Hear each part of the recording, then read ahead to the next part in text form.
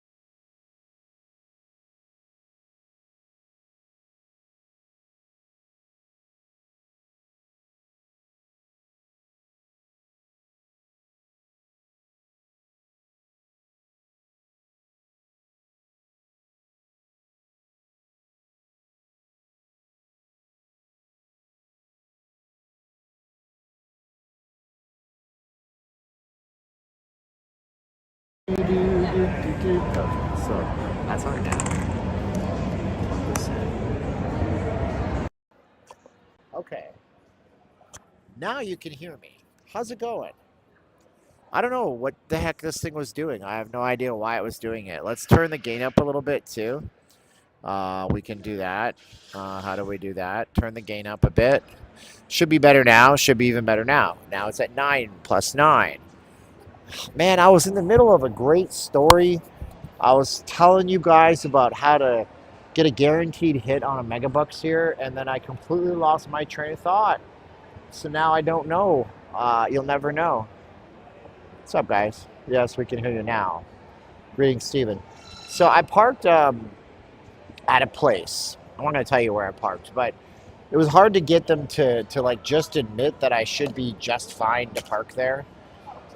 You go up and there's a couple of guys at the gates to the thing that I parked in the big parking lot of. And, there's nothing that says it's paid parking. There's no parking lot attendant. There's people there because they make this pilgrimage to this place when they come out here. And so I walk over from the lot to the other side. And I say, hey, when do these lots close? Because I actually got locked in this place on New Year's Eve a few years ago. And they go, oh, the gates come down at 11. I said, great. It's not paid parking today, is it? And instead of giving me a direct response, the response is, take your chances. I said, well, okay, there's got to be some kind of a rule when it becomes paid versus not paid, right? I said, so is it a paid parking day today? The guy looks at me like he don't want to answer me, and he says no. Great. So I finally got some information out of the person. And then I'm like, okay, so just to get this completely straight, I don't like rush, sorry. Just to get this completely straight, be out by 11, not a paid parking day. Take your chances. And I just laughed and I said, dude, I take my chances just leaving my house. That's it. So anyways, I hope you guys are having a great day. We were talking about the absolute frankness that if the things go down the way they might go down in the next, I don't know, maybe 4 or 5 weeks, this country is going to be in a serious place of recession, possibly. And this city in particular will get slaughtered. It'll get destroyed. Hey, John Paul, thank you. I've actually lost weight. I got sick on April 2nd. I didn't do anything in the gym, and I haven't gone back to the gym. But I did eat like a complete slob for about 2 weeks, almost 3 weeks in a row. And then 6 days ago, I went on the zero carb. I don't even call it carnivore because I don't eat a lot of meat on it. I just eat a lot of eggs and cheese, and occasionally I eat beef patties. But I'm not buying steaks and stuff like some people are. And so I've been on that for 6 days. I got Popeye arms. Popeye the Sailor. No, my arms are normal sized. This is my Popeye arm because I had surgery on it, so my bicep is a little bit up, but it was like up here. I had a bump up here when it broke. Anyways, I'm not jacked, not by any means. I'm just in relatively good shape, ladies and gentlemen, and ladies. You too can be in relatively good shape. That's it.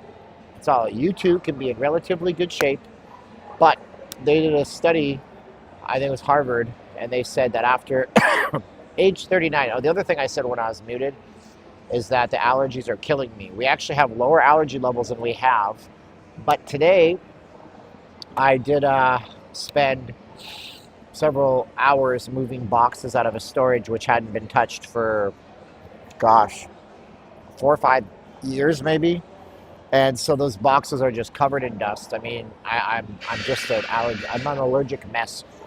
I'm actually probably going to bite the bullet right now and take 2 Sudafeds, which will make me a crack addict and then make me want to sleep. So if you ever wanted to see a small preview of what I would look like if I was a meth addict, how does the song? Over the lips and past the gums. Look out, Psyche, here it comes. Because I can't breathe. It's really bad. Trouble? Yeah, trouble. So what's happening right now is Vegas tourism is not recession proof, right? Not recession proof. But the tariffs, honestly, I don't think it would go this way. I didn't think China would stand up like they have. And so what's going to be happening here is it takes anywhere between 20 to 40 days to get a container ship from China to the United States. 20 days for the West Coast, 40 days for the East Coast, right? And then it takes 1 to 10 days to get those items that were in a container ship to the actual storefronts for you to buy. And so right now we're going through backstock supply that is already sitting in a warehouse somewhere. Amazon warehouse, Walmart has warehouses, Target has warehouses, grocery stores have warehouses, right? The grocery store is not going to be impacted as much, but all the major retailers, car parts, consumer electronics, plastic goods, especially apparel, not just expensive shoes, but any cheap shoes, all this stuff. This stuff will, so right now the ports are down 38%. Eventually there's going to be almost nothing at those ports, which means that it'll translate into almost nothing at the shelves, which means that it's going to lead to layoffs and maybe panic buying. I have no idea. I hope that panic buying doesn't happen. And if that happens, that could trigger a recession where the country has negative GDP growth for 2 quarters in a row. That triggers a recession. Then everybody's mindset shifts. Everybody's mindset changes, and people are not traveling as much. We're already in a place where people are holding on to their money for longer.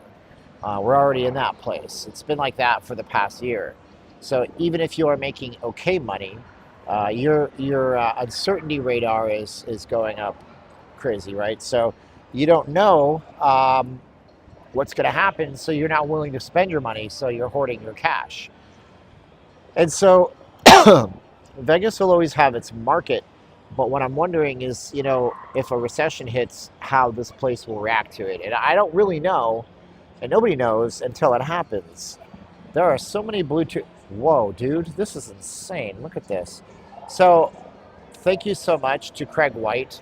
He did send money for us to get an LED strip so we could put it outside, sit at a place like Fashion for Show, have a message that says, YouTube interviews, have people flock over. So I bought the item.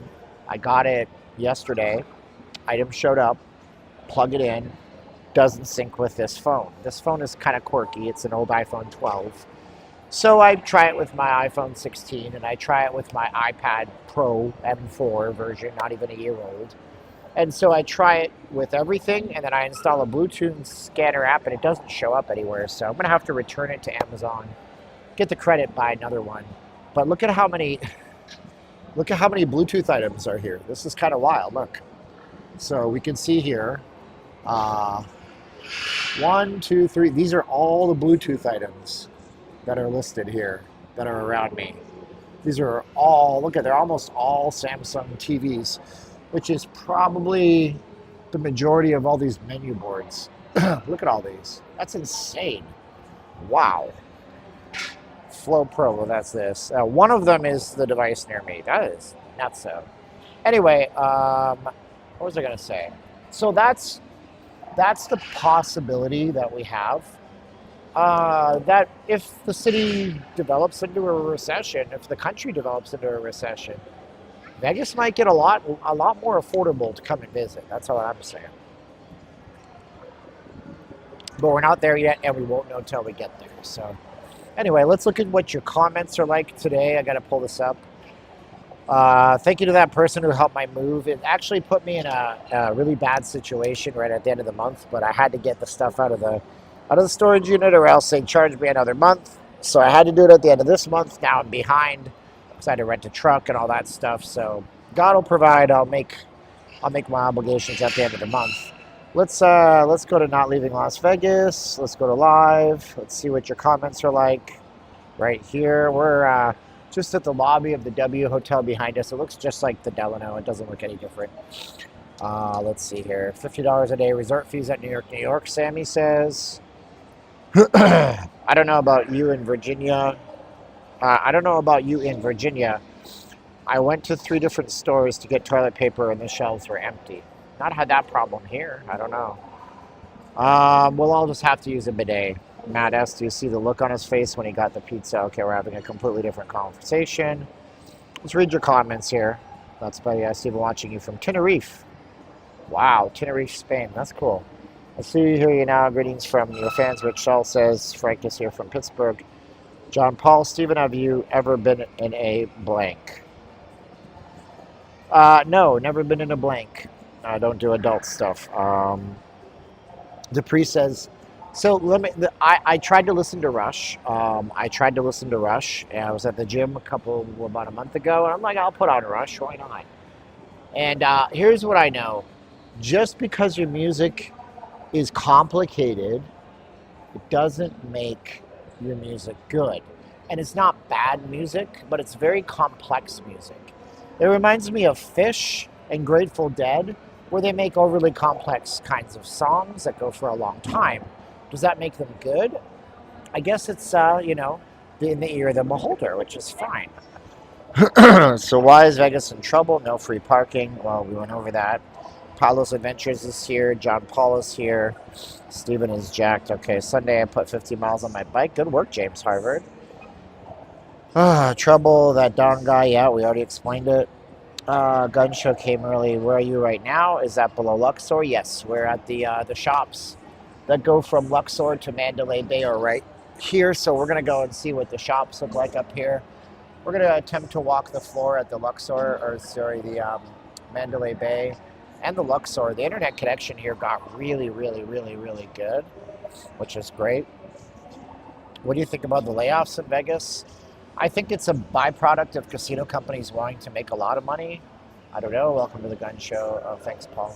Vegas is more susceptible to the people who are now refusing to travel here because of the current government. No, they're not.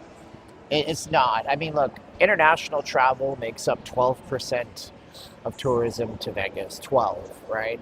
So if we lose 12% of tourists to Vegas, the hotels are simply going to try to hit Americans harder.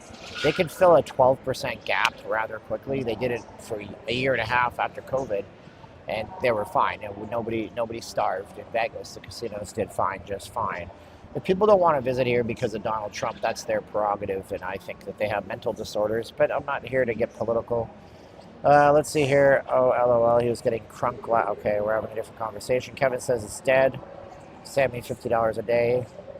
I don't know about you in Virginia. We already said that. John Paul retracted his messages about if I was ever in pornography. Thanks, John Paul. You think I don't read your stuff? Hello, Steve. Sitting in Milwaukee watching you. Why would I have to pay a resort fee if I just take a shower, sleep, and leave? Go gambling and shopping. Yeah, because people get used to certain things. Like when the iPhone came out, it was $500, and then it was $550, $6, $7, $8, $9.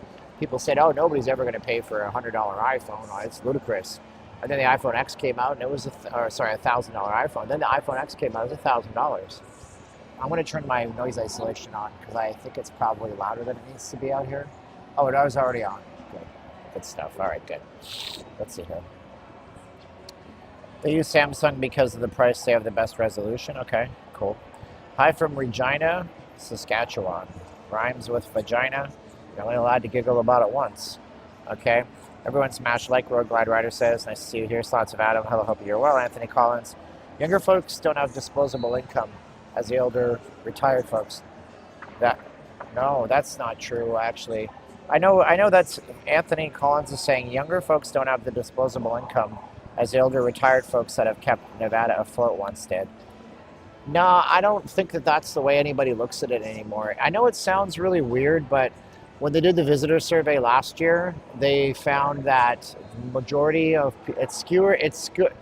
we're changing and shifting the demographics now of Vegas towards college-age kids or 30-year-olds with college degrees that are earning anywhere like over $100,000. That's the most fastest growing demographic in the city right now.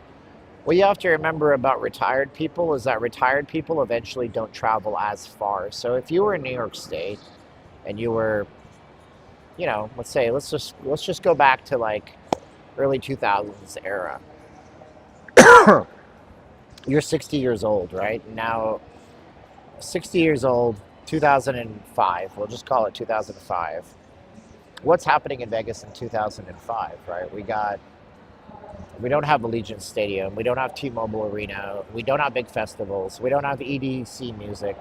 None of that stuff exists in Vegas back then. So yes, in 2005, it's catering to this younger audience. But then you flash forward, if you were 55 years old then, now you're 75 years old. You're not traveling as far, right?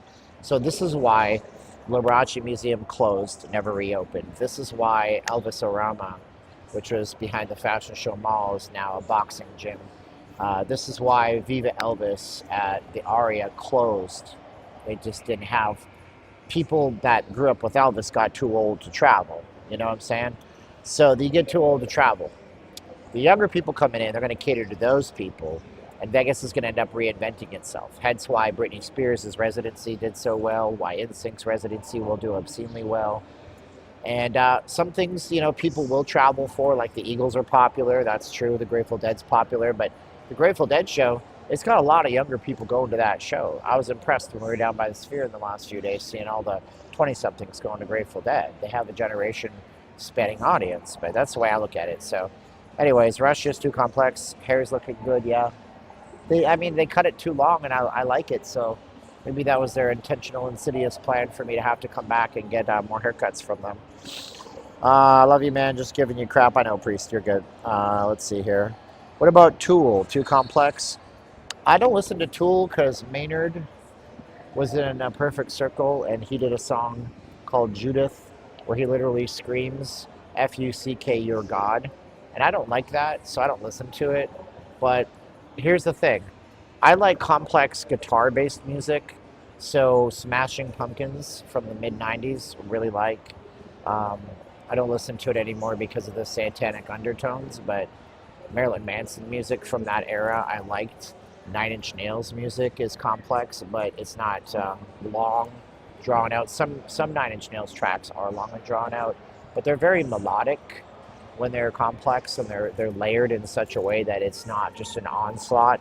So Phil Spector, who's in prison now, he was known for creating something called a wall of sound.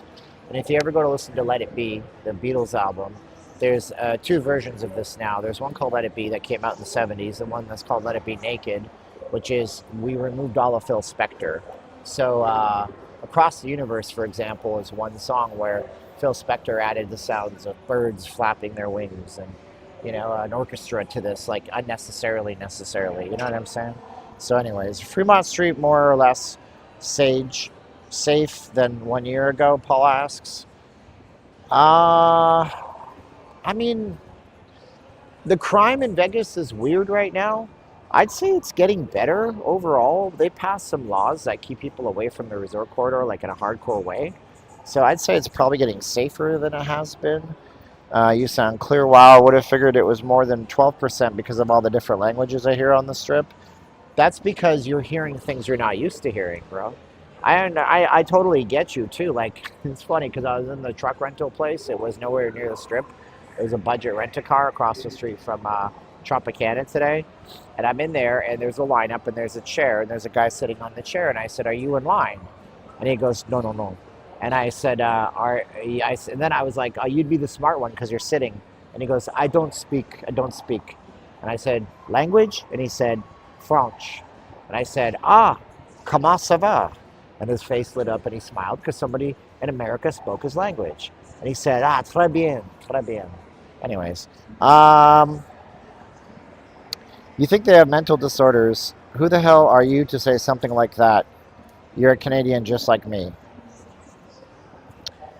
Well, Rob, just like how you're a person that's entitled to your opinion, Rob is referring to a comment I made where I said that I think if somebody doesn't travel to the United States and they kind of, deprive themselves of a fantastic experience in this great city, I think if they don't do that because of the president, that they have a mental disorder.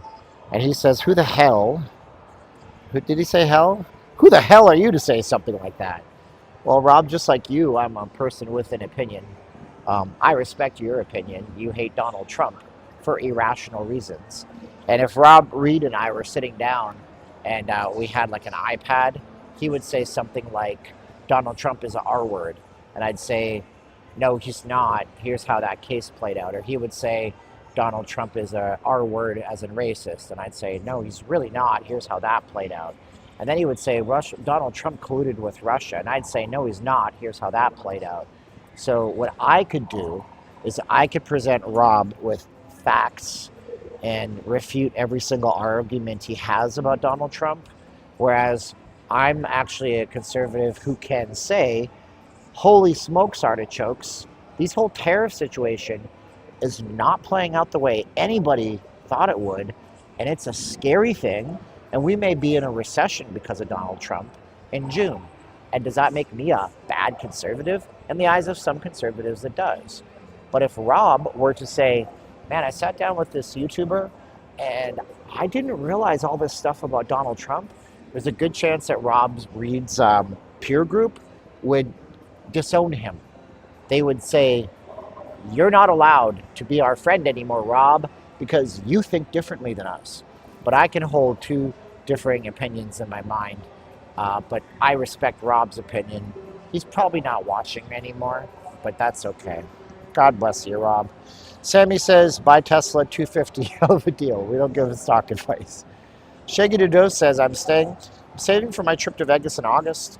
I'll still have fun, just maybe not as much fun. Well, by August, it could be a fire sale, bro. You might just be like in the best place. Michael, U.S. pensioners on fixed incomes have it difficult. That is true, too. My goodness. Decon wants me to go to Sam's Town. I would love to go to Sam's Town. If anybody would watch, if I'm allowed in Sam's Town, it's quite the drive for me. I would hate to show up to Sam's Town and find out that all I can do is walk the Stabbyville Boulder Highway. George says, why would I travel to Las Vegas to get ripped off when I could drive to Lake Charles and be treated like royalty? That's a valid argument. I guess the main difference is a lot of people, they want the variety of Vegas. They want to by the way, if you're leaving me comments, I'm going to get to all of them, so you don't have to leave. Like, if you want to hear your comment answered, I'm reading almost every single comment right now. It's something I used to be able to do, and I'm doing it again. So stick around if you leave me a comment. I'm just scrolling slowly to get to them. So I guess a lot of people, they'll be like, why would I go to Vegas? I can go to Harrah's Rincon in SoCal, or I can go to like XYZ. But there's a certain je ne sais quoi, to quote another French term, like I don't know what, je ne sais quoi. That means like, I don't know, you can't put your finger on it. There's something about Vegas that is just, has an allure to it. Like, I mean, I'm sure that, where did you say it was? Something Charles? Lake Charles, Missouri, right? I bet you it's a great property and everybody's super nice to you, and it's probably half the price of Vegas. But what else are you doing at Lake Charles? I don't know. I mean, you're going to go see an NFL game or a Golden Knights game, or you're going to go to the weekend at Allegiant Stadium. Like, they don't have that stuff, so that's why people come to Vegas, because they can get the best of all the worlds at the same time. If the dollar crashes, I'll come back to the U.S. in a flash. A lot of people think that might happen.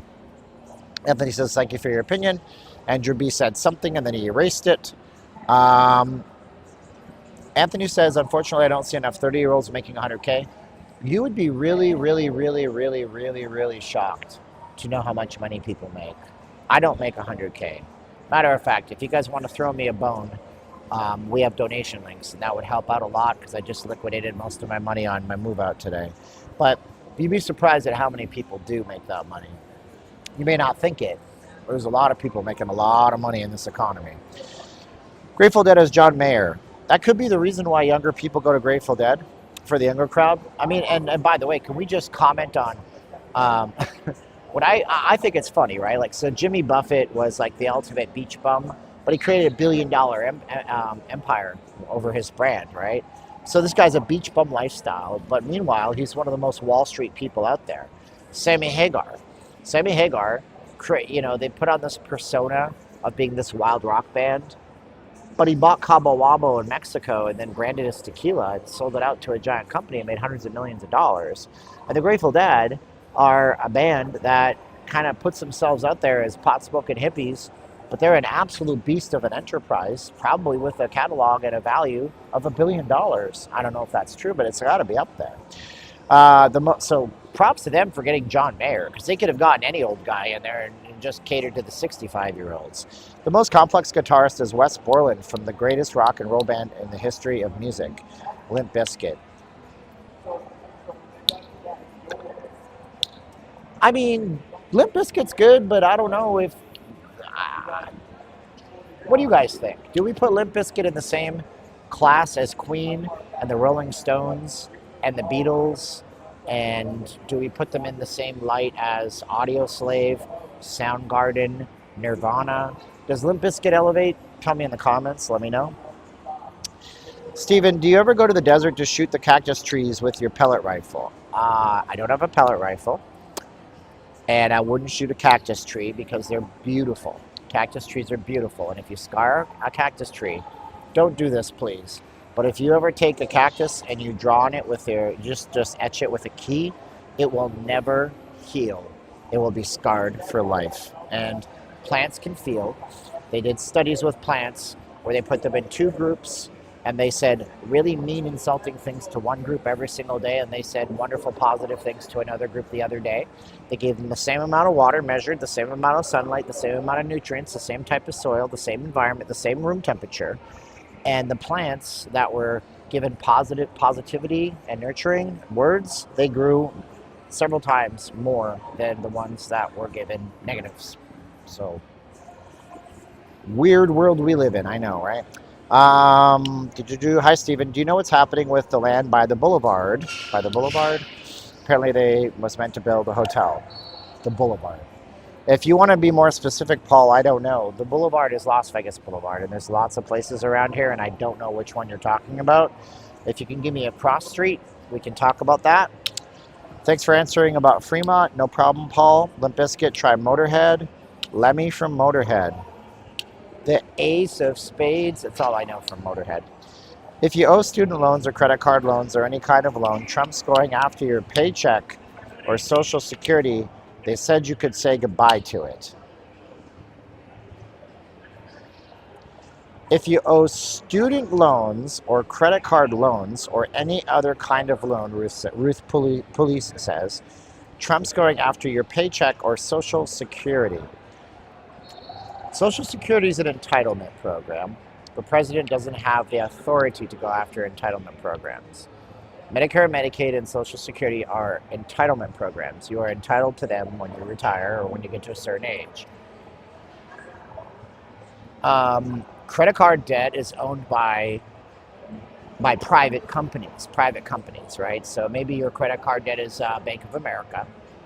Maybe it's owned by JP Morgan Chase, or it's owned by Discover. Maybe it's owned by Wells Fargo. You owe them. You don't owe the government. The government can't step in and steal your money because you owe a private debt. Private debts are private debts.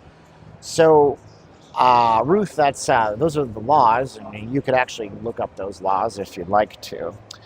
Like the shorts I posted. I'd like to do more shorts. Those would be good. They say they should grow the channel.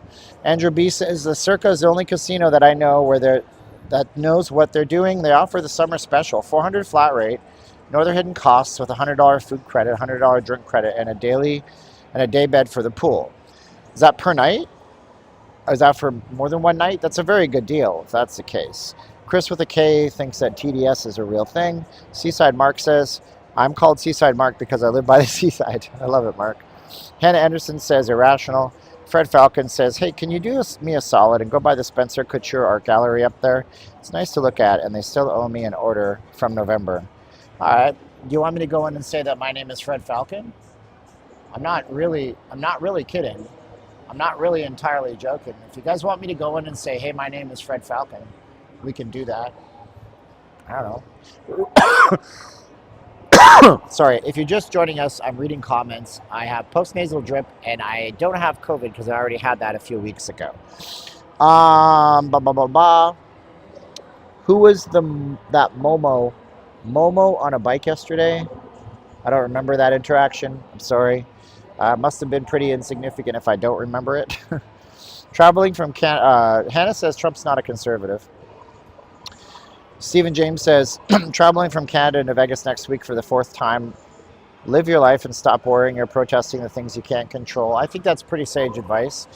If you leave me a comment, I'll get to them. We're reading all your comments like we used to do at home, but I just decided to do it right here, apparently. B Hair 50 says, shouldn't you be called Cliffside Mark then?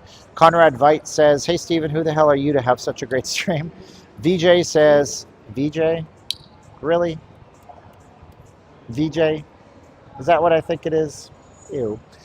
People are stuck in their echo chambers. It's sad. But you know what? You're right. But it's on both sides, right? So you have a conservative echo chamber. But I'll tell you why we do that. The reason why we do that is because it's hard for us to accept information. If you hold these truths to be self-evident, as the famous speech goes, it was at Lincoln, right? But Abraham Lincoln. But if you hold a truth to be self-evident or obvious to you, it is very, very difficult to get your worldview to change. So what do? You align yourself with like-minded people who will tell you that you're correct because it feels better to be correct than incorrect. That's just the way it is. That's just the way it is. Blake says overpriced and violent. CJ Craze says we've been in a recession for 2 years. Not from a textbook standpoint of recession. The textbook standpoint of a recession is when the GDP comes in at a negative for 2 quarters in a row. So it has to be 6 months of negative GDP growth in the country. So we have not been in a recession from that perspective for 2 years. Some people talk about a hidden recession. Some people think the government is cooking the books. Interesting case in point, keeping in mind that I'm a conservative before all you guys with MAGA hats attack me.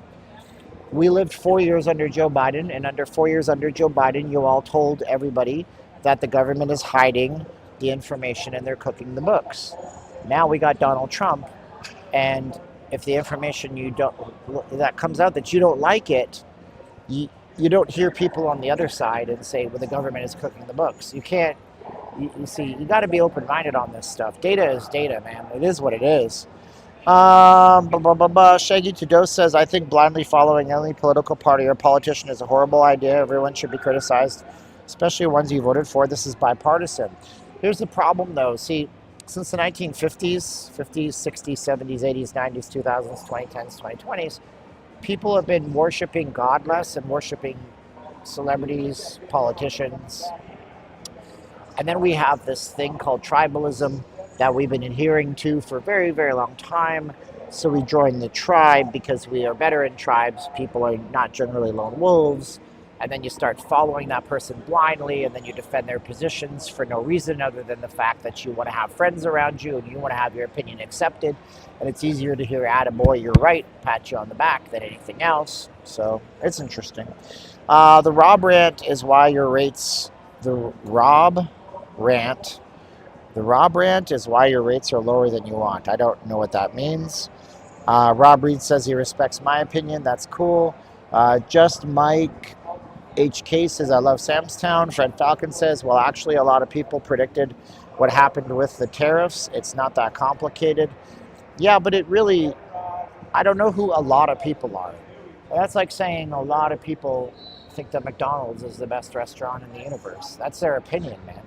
That's their opinion. But the thing is, nobody's ever done it before, so there was no way to know. I mean, just no matter what you think, there was no way to know. It's never happened before.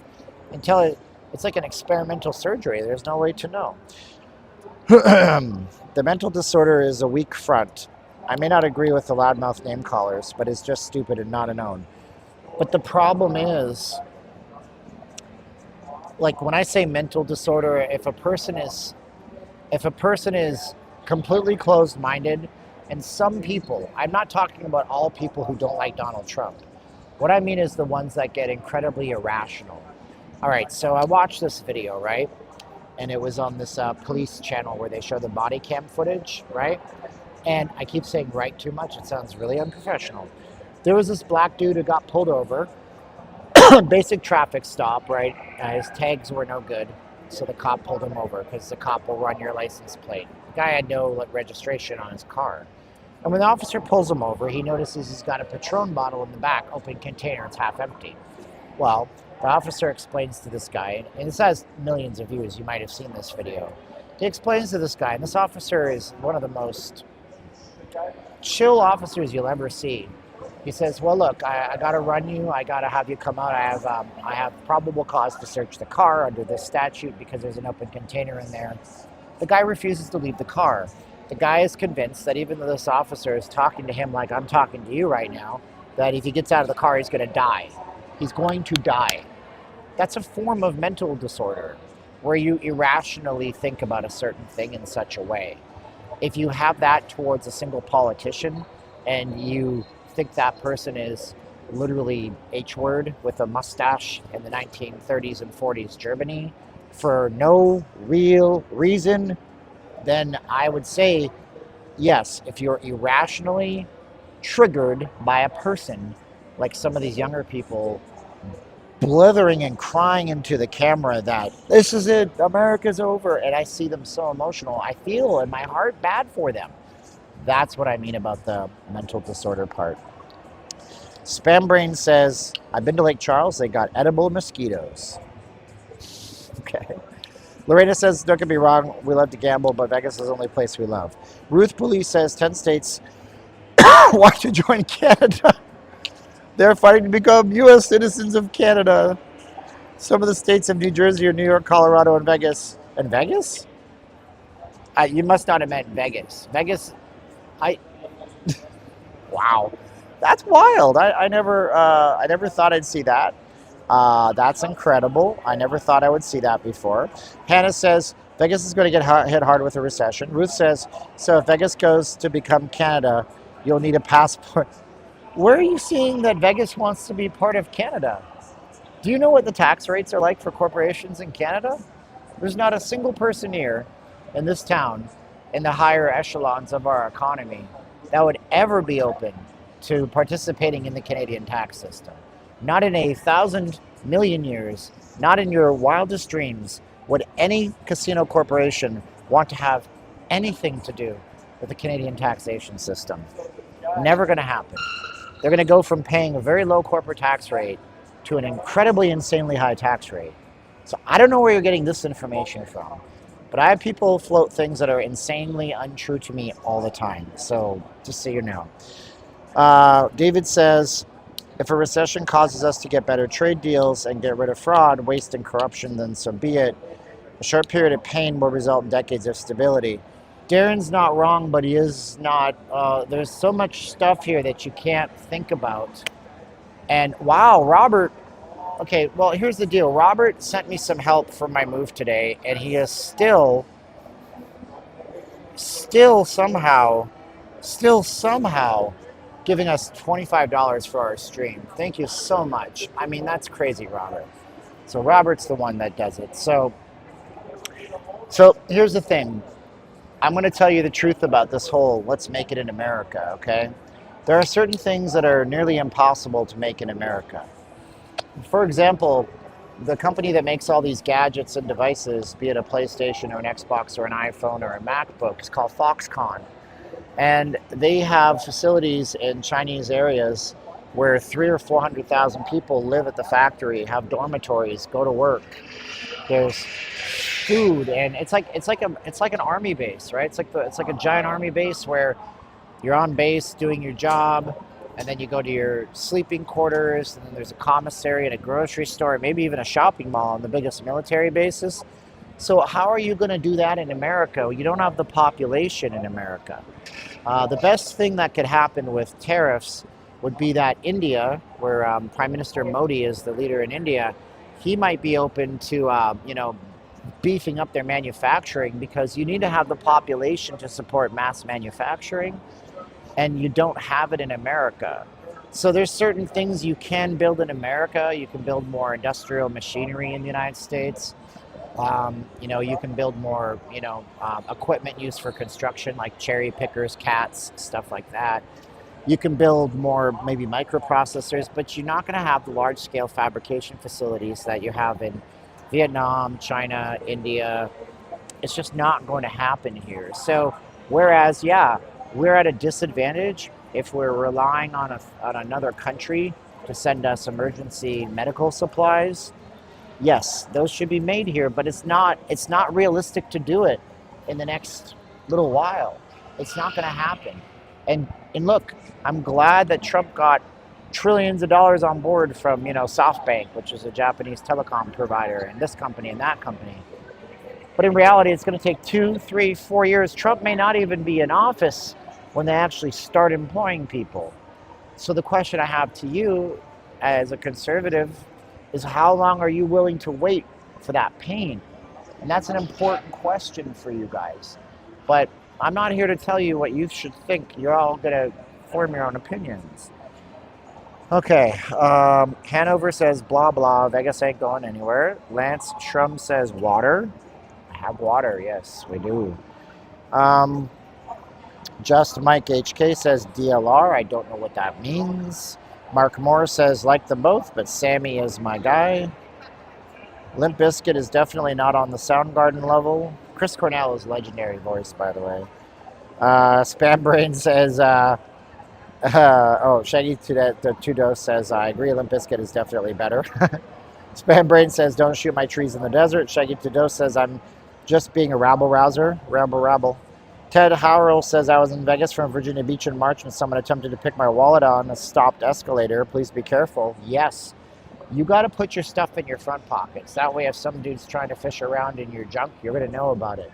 Another thing that I learned from my friend who got deported a long, long time ago, way before any of this Trump stuff, when Obama was president, he got deported because he had no visa and he was a mascot on the Strip. He would take his wallet and then he would go to the grocery store and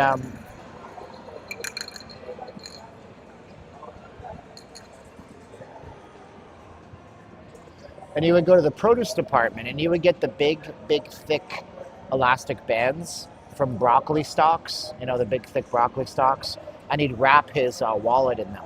And then you put it in your pocket. And what happens is if they try to pull it out, you'll feel the vibration of the rubber bands, and it'll be very hard to pull out. He's from Europe, this guy, Claudio. His name is Claudio Maloney. Let's see here. Chris with a K. Smiley face. I'm rolling with Limp Bizkit. Rolling. Las Vegas Life. Hello, Steven. Road Glide Rider says you can support us with a donation. Chris with K says the stupid is real. Low in Detroit to Vegas says, I think he's talking about the 2 towers and land across from Mandalay Bay. Okay, so if you're talking about the 2 towers and the land across the street from Mandalay Bay, they're not really towers. They're just giant concrete pylons that come out of the ground. That was supposed to be called something called Skyview.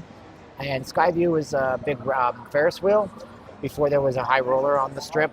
And their whole profit model was built on advertising, similar to the Sphere and to Resorts World. And so I don't think they ever really had the funding for it. They had 3D renders. They had enough money to put some concrete in the ground, and it's just sitting vacant. It's been up for auction a few times, but it's never hit its reserve price. So people aren't interested in that. Let's see here. Carlos S. Tech. Why are people crying about paying back student loans? You signed on the dotted line to pay it back, just like when you sign for a car loan or a house. If you don't pay, they repo it, so people need to pay it back. That's correct. The problem with the student loan program is that we've gone from the student loan program, maybe paying people to go to technical school and become a plumber, to where during COVID they were telling everybody, shut up and learn to code if you want to have a future. But the higher education institutions love the student loan program because what it does is it takes government money and gives it to the institution. They issue way too many degrees and certificates. And when you issue way too many of a thing or make too many of a thing, the thing becomes completely worthless. Worthless. A lot of these people who are complaining have gone to school for criminology and they have a degree, an associate's degree in clinical psychology, and they have this and they have that. Well, when your graduating class has 500 people in it that all have the same degree, how easy is it going to be for you to get a job? So the people feel scammed. I don't hear a lot of people on those videos, on TikToks, saying, I went to law school. I got a bachelor's, I got an MA, I'm a lawyer, I make $150,000 a year in my first, second, third year, and I'm not paying back my student loan. I hear the people that got stupid degrees upset that they can't pay back their student loans. When they could have gone to a 2-year technical college and taken out at $10,000 worth of student loans, gotten a job in a vocation immediately thereafter as an apprentice, and could be running their own company or working for themselves and making $500 an hour as a plumber at 2 in the morning. But they're better than that. They're better than that. They think they're better than you because they were told that they're better than you. Oh, no, you don't need to do that. And no, you don't want to do that. That's a gross job. That's a dirty job. Don't you want to be an intellectual? Don't you want to be an intellectual? Don't you want to get a degree in, butterfly genealogy in West Africa so you can impress your friends and have a fancy title? A lot of good it's doing them. Circus deal is for 2 days. That's a very good deal, Andrew. How is the moving the storage unit? It was all right. I spent way too much money, but hey, it is what it is. Now I'm at a shortfall for next week, so I'll try to make it up and sell some stuff this week. Fred Falcon, not my actual name, but I can give you the order number. Yeah, Fred, why don't you do this, Fred? Fred Falcon says I can give you the order number. Fred, can I get Gmail on this device? Maybe. Let's see here. I can. So Fred, send me an email to this address on the screen right now. Tell me the order number. I'll check on the status of it. Fred Falcon, if you're listening, tell me the order number at that email address. I can see it on my phone. Just forward me the email. I'll sort it out for you. I'll do my best. Loving the old school laid back vibe the last couple of months, Steven. You are smashing these streams at the moment. Thank you so much. FlixPix says, we have been in a recession over the last few years. We're just starting to come out of it. Talk to me in a month when most of the tariff deals are done. I'm still waiting for a deal a day for 90 days. I mean, I understand. It could all come at day 90. We'll have 90 tariff deals. We'll see. Bachelor's and a doctorate for law. I have a degree in being mega millionaire. Okay, that's cool. Hey, what's up, Lamont? Who's better for Canada, Carney or Pulliver? Wow. I don't know, man. I don't know. Any Canadians in the chat? Did you guys vote today? Big election in Canada. You get to decide whether you're going to have a fake conservative or a global banker run your country. Any Canadians in the chat? These are your two choices in Canada. A douche or a turd sandwich. A guy who pretends to be a conservative and then talks about diversity and inclusion and equity. And then you have a guy who's a literal global banker. Do you understand? He ran the Bank of England. He lives in Europe. He's not even a Canadian. He's a Canadian, but he doesn't live in Canada. You're going to elect him. Fucking whatever. Who's better? Trump. Oh, Dios mío. If Trump wants to bring back manufacturing to the U.S., he needs to give companies tax breaks to the companies who move back to the U.S. I'll take the fake conservative. What? No. Lamont, stop it. Hey, look at this. It's Frederick. Okay, I don't want to say your name. Oh my gosh. It's in a different language. I can't deal with this. I'm a xenophobic. No, I'm just kidding. How's Vegas going to be in trouble? It's going to be in trouble because there could be a recession coming if we don't get this tariff business taken care of. We have to go to Spencer Couture, and I can see it right here. And it says, is there an order number somewhere? Here it is, order number. Got it. I'm gonna screenshot this. All right. Whoa, Reed Kofeed. Thank you so much, Mr. Reed. You're the man now, dog. Appreciate you, Reed. Supporting the cause, not Cosby. Theo, Rudy. Okay, we got to go and find this spicy couture place. I don't know. Sounds like a place where strippers would go and buy their clothing, doesn't it? Anywho, yeah. Oh boy. And part of my energy level here is because I am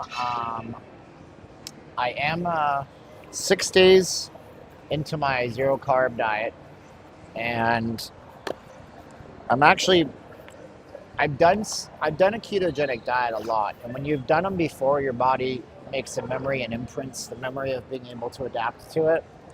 So you can slip into ketosis faster. And when you're in a ketogenic state, what it means is that your body has more stable fuel levels, kind of like soups up your brain too and puts you into overdrive. Plus, I took that Sudafed about, 20 minutes ago. I can't believe I've been talking for 51 minutes and I have 337 people watching. I have a weird life. I really do.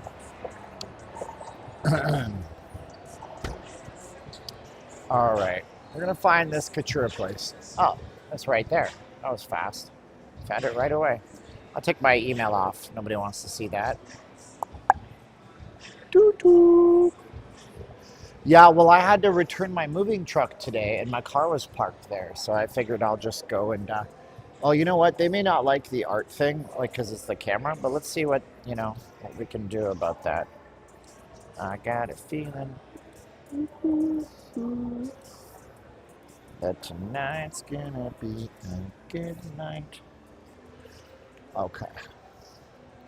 Let's see if, because they usually chase you out of here. So I might have to turn the camera down like this so they don't chase me out. So let's see if we can help this guy here.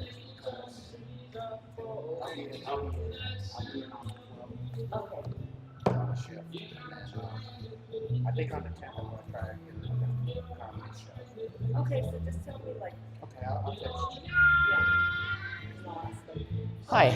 Good. I was wondering if you could help me out. We'll try. A little bit of goodwill. I'm not showing your art. I know you don't like that. One of my viewers, though, I have a pretty big YouTube channel. They were like, us downstairs is like, hey, I ordered something from Spencer Couture. Can I forward the email to you? And then, because nobody's getting back to me. And he ordered this in February. And he sent me this, and I don't want to say his name on the thing because it's privacy reasons. But he just forwarded that to me, and I'm like, well, it's just upstairs. I can figure it out. I'm sure they'll help. Does it have the order number? It does. It's really tiny. I took a screenshot of it, but it's tiny on there. He bought it like through your Shopify online thing or something. I don't know.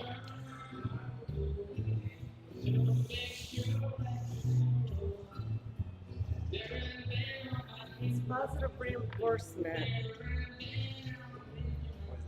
Looks like 2 shirts.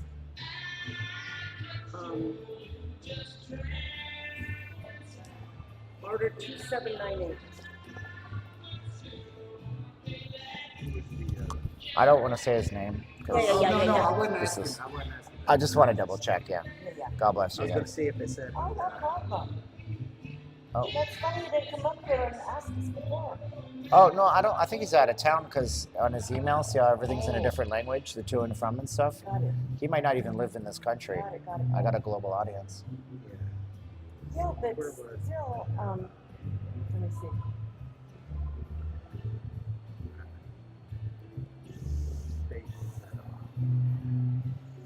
Well, one of them says February 20th. Yeah, February 20th. And I mean, he's pretty patient. Yeah. If you wouldn't find me being nice, I'd be like, 2 months. So that,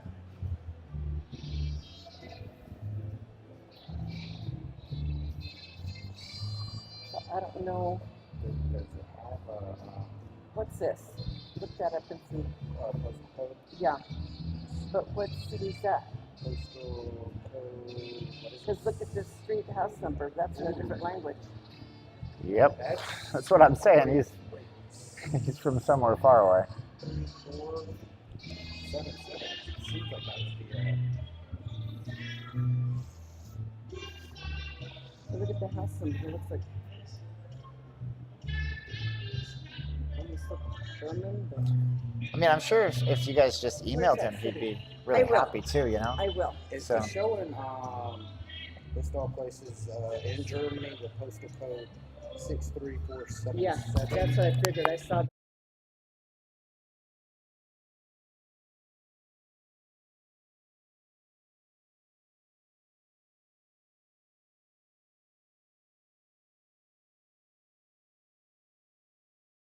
Hometown and stuff. I didn't want that. So what would you like us to do? Because I'm sure he's listening, but Okay. you know. So forward that to info.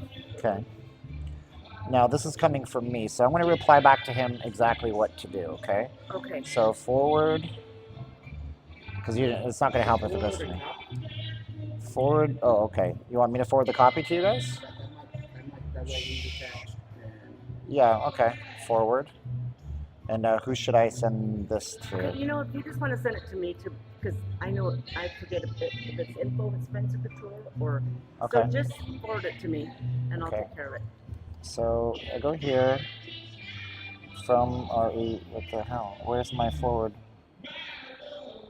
I'm so old. I don't like these. I don't like these old. Okay, I know, scheduled confirm. What the heck? Oh, okay. There it is. Info. Okay. Or just forward it to me, Belinda. BELINDA. Uh-huh. Mm-hmm. At Spencer Couture. SPEN. Is that- here, let me Sure. double check. Yeah. Find out That's for what my me. email is. That's him on my thing. He's saying thank you. So. Okay, no problem. Oh, I could have told you where he was from because of his Hotmail that. So that's, funny. Yeah, I would have seen it. Okay. Oh. Or do it. Okay, just go info after all. Go Okay. Info Info, yeah. at spencercouture.com. SPENCERCOUT. I'm a simple man, Jenny. You're gonna have to Uh-huh. spell it. So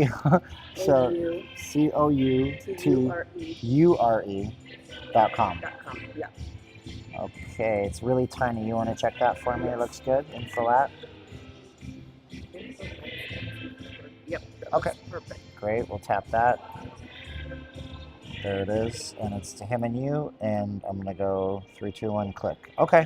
Okay. So now you guys are in touch, and you'll get him his Yeah. stuff, and you'll Yeah. also I'll send him, see. and you'll send him a free T-shirt for the 2 months. Well, I'm gonna see. I just thought I'd say that out loud for Right, no, whatever that's reason. Fine. But typically we don't ship T-shirts to Germany only because the shipping is so expensive Yes. that it kind of doesn't make sense. I totally Actually, understand. we have because I think he's got a depot. One in, I know he said there was one in London, and then one I think in Germany where they actually make them there. Oh, so they print them in Europe and then they send them in Europe. When I was trying to have some stuff sent to England, Yeah. they said that they did have a depot. We didn't use that route since I was flying there, Ah, so we just had it shipped here. Okay. And I took it out with it, but he says that they Okay, do so have that's it. something we never knew. Okay, so either way, we're gonna get an answer. okay. Well, you guys are great. Okay. Thanks so much, All right, guys. thank you Yep. very much.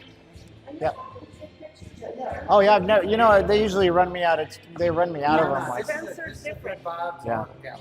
Okay. Spencer's like Yes. welcomes. He says, That's cool. you know, if you want to tag them on Yeah. whatever, and Well, repost at least it, somebody. typically. Listen, it took me 20 years to find somebody with common sense, and I'm glad I found you. Yeah, no, Spencer's so much like that. He's amazing. He says, cool. if people want to compliment my work, they take pictures of it, take a video. He goes, I'm always creating the window. What's it going to hurt? Now, is Couture his legal last name? Just kidding. Yeah, no, It is Couture? it's Couture For real? Collins, yeah. Oh, jeez. Okay. I was just trying to be a smartass. It's his middle name, yes. That's cool. Couture Collins, yeah. Wow. Okay. His grandma was French Canadian. He was French Canadian. Yeah, his, Well, I his won't- grandma. Yes. I won't hold that against him. Okay, so yeah. I'm Canadian and I'm not French Yeah. Canadian. Trust me. It's funny. Yeah.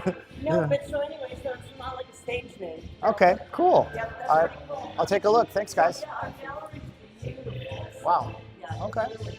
Yeah, I'm sure. Awesome. Well, thanks for the help. I wish that light would go on so that Ah. it's brighter back there. All right, we got a good camera, so. Okay. Thanks, all right. guys. Jay, Yeah. What's your name? My name is Steven. So I have a YouTube channel called Not Leaving Las Vegas. Oh, okay. Yeah. Nice to I meet don't you. usually Steven. come down in this area, just, but I was just in the area, and then my man said to, Absolutely. Then go ahead and take a show look. off our gallery, and Spencer would love that. okay, sounds good. Okay. Thanks, Thank you, guys. Steven. Nice to meet you, Jacob. For sure. So yeah, so we found the one place where they're not going to run us out of town on a rail, which is cool. Some people were saying this was corporate. I like it. I think it looks good. Yeah, I'm the concierge now. I spent 15 minutes trying to help out our man here, so that's pretty cool. So yeah, Fred, check your email, and they should.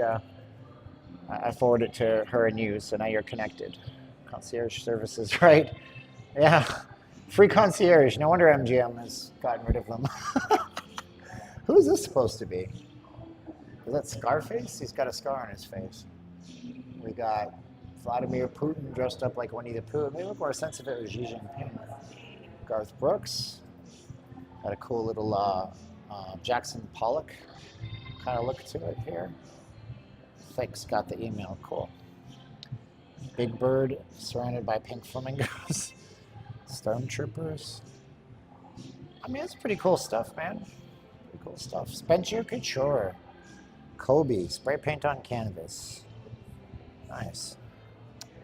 Ah, they got the lights up here, it looks like, finally. Do do do do do do do do do do do. Is that, who's that? Al Capone? I don't know. I'm not good at pop culture after all, I guess. This is abstract art. Hi. By far the coolest thing I've seen on YouTube today. Oh, thanks, Paul. Steve is on the motorcycle.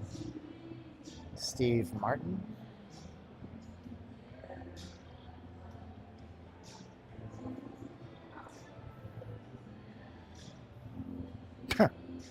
I mean, say what you will about it.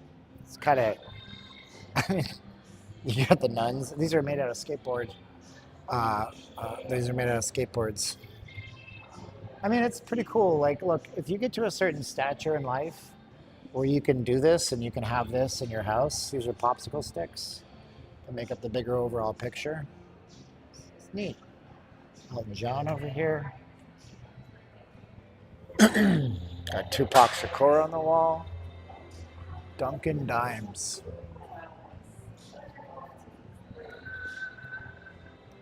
This is made out of Notorious B.I.G. Biggie, biggie, biggie, biggie, can't you see? Ooh, there's the piece de resistance, huh? Oh, jeez. That is something else, ain't it? What did he make this out of? Oh, look at this, guys. These are actually made out of playing cards. So these are painted playing cards. If you look closely enough, you can see that they're spray painted. Wow. Actually, I gotta say, like, I'm not a connoisseur of art as much, but this is quite good. So, Neon Vegas. I can't even imagine what it costs. But as they say down in Texas, if you gotta ask, you can't afford it. Then you got Peter Lick. I'm not allowed to go in there. Peter Lick doesn't need free advertising. Master photographer. You want to know the price? You want to know the price? There's only one way to find the price. Let's see here. Do do do do do do do do do do. We gotta go here, I guess.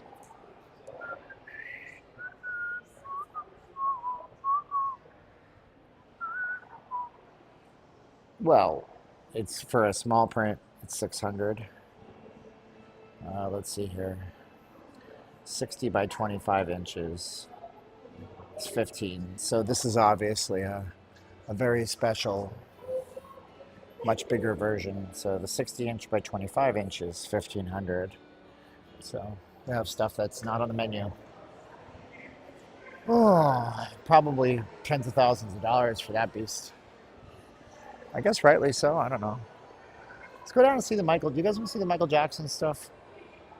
You guys want to go see the Michael Jackson stuff? We can go back into Mandalay Bay. Whoa, Frederick Falk, my man. So I'm a $10 concierge. Thank you, Frederick. You're an awesome guy. Appreciate you doing that from overseas. Don't mind helping out. Prohibition bar.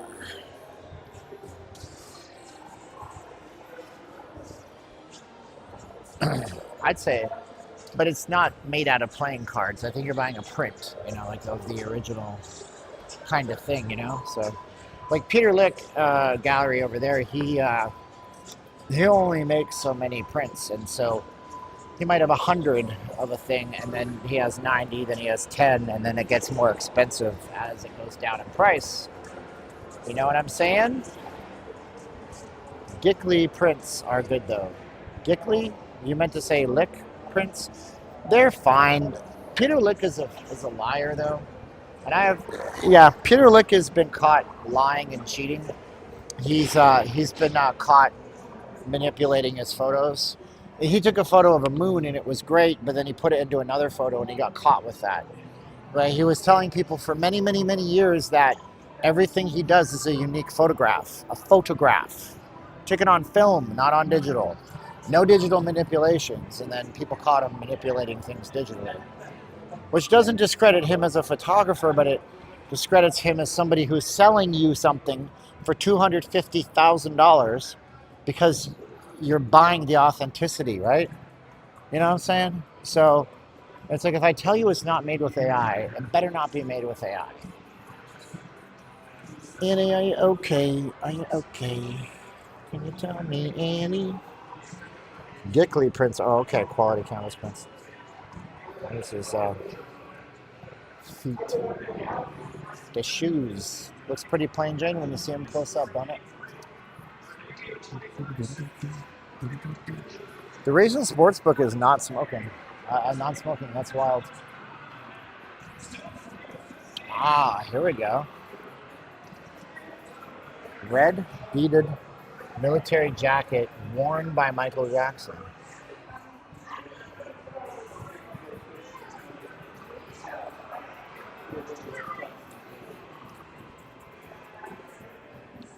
Wall Street Warlord said I lost the job, by the way. The $197,000 a year job you guys might have seen him chatting about out here. I lost it because I went to Resorts World and they kicked me out. And apparently the upper management didn't like what I was saying that day. So that's what he told me, unfortunately.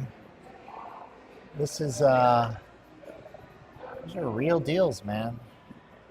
Look at all the bedazzles. I could do that. Just let me run loose at Hobby Lobby. Sarah, no, I'm not anti-Trump. Not at all. I just don't have to be so pro. I can have more than one. I can say I really love what he's done on the border. I can say that. I say I love how he's bringing new business to America.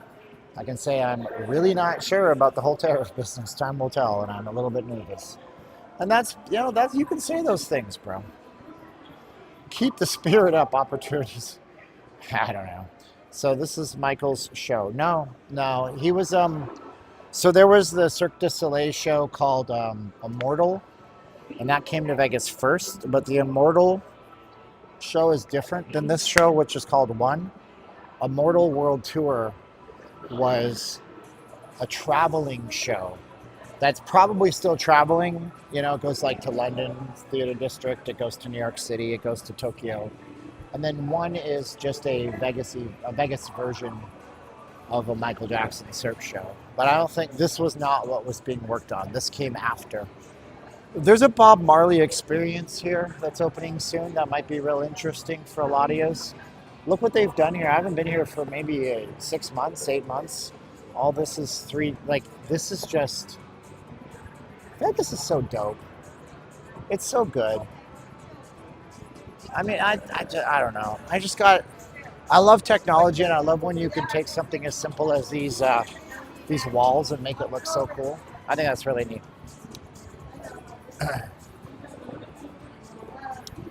So the good Bob Marley experience is somewhere this way. I'm not really familiar at all with Mandalay Bay. We used to eat the Bayside Buffet. It no longer exists. But it was a fan-freaking-tastic buffet. It was, back in the day, it was really one of the best buffets in the city. And it wasn't expensive, really. $40 a person for the crabs every day. It was good. I saw the Michael Jackson 1 show when I was in Vegas in November. It was a good show. Cool. Did you ever find out if Annie was okay? I mean, she got hit by a smooth criminal. The Bob Marley thing is straight up here.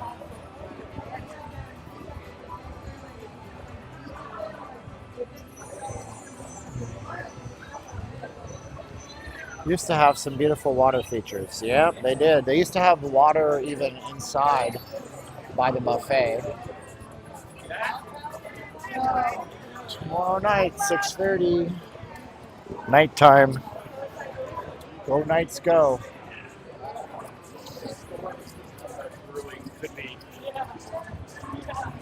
Do I have any gamers in the chat? Say yes if I have gamers in the chat. MJ was working on This Is It tour. You're right. Yeah, no, you're correct. It wasn't Staples. It was.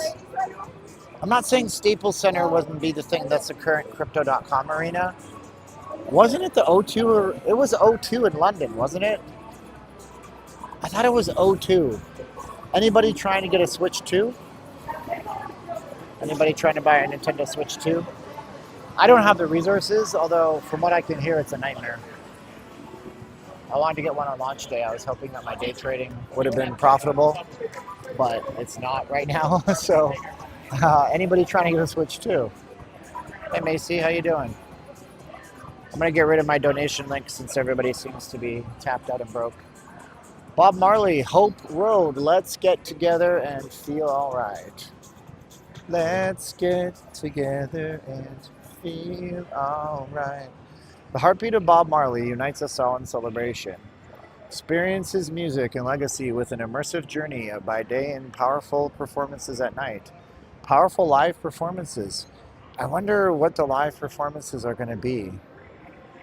I'm curious if they're going to try to do a hologram show or something. There used to be a Russian-themed nightclub down here, and that's closed. I think it was called Red Square. Wait, hold on a sec. 2 to why Mark Messier is standing in front of it. Can't see the score. How absolutely stupid is that? Anyway. So there used to be water in here. Yeah, there's no water in here anymore. There used to be running water. It was really nice down here when there was running water in here.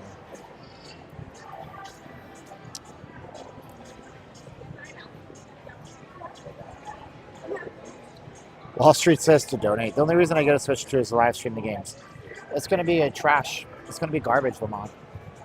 Switch 2 live streaming is like Discord from 20 years ago. It's a joke. And you got to buy an extra camera to do the camera. And the camera looks like it's 5 frames per second.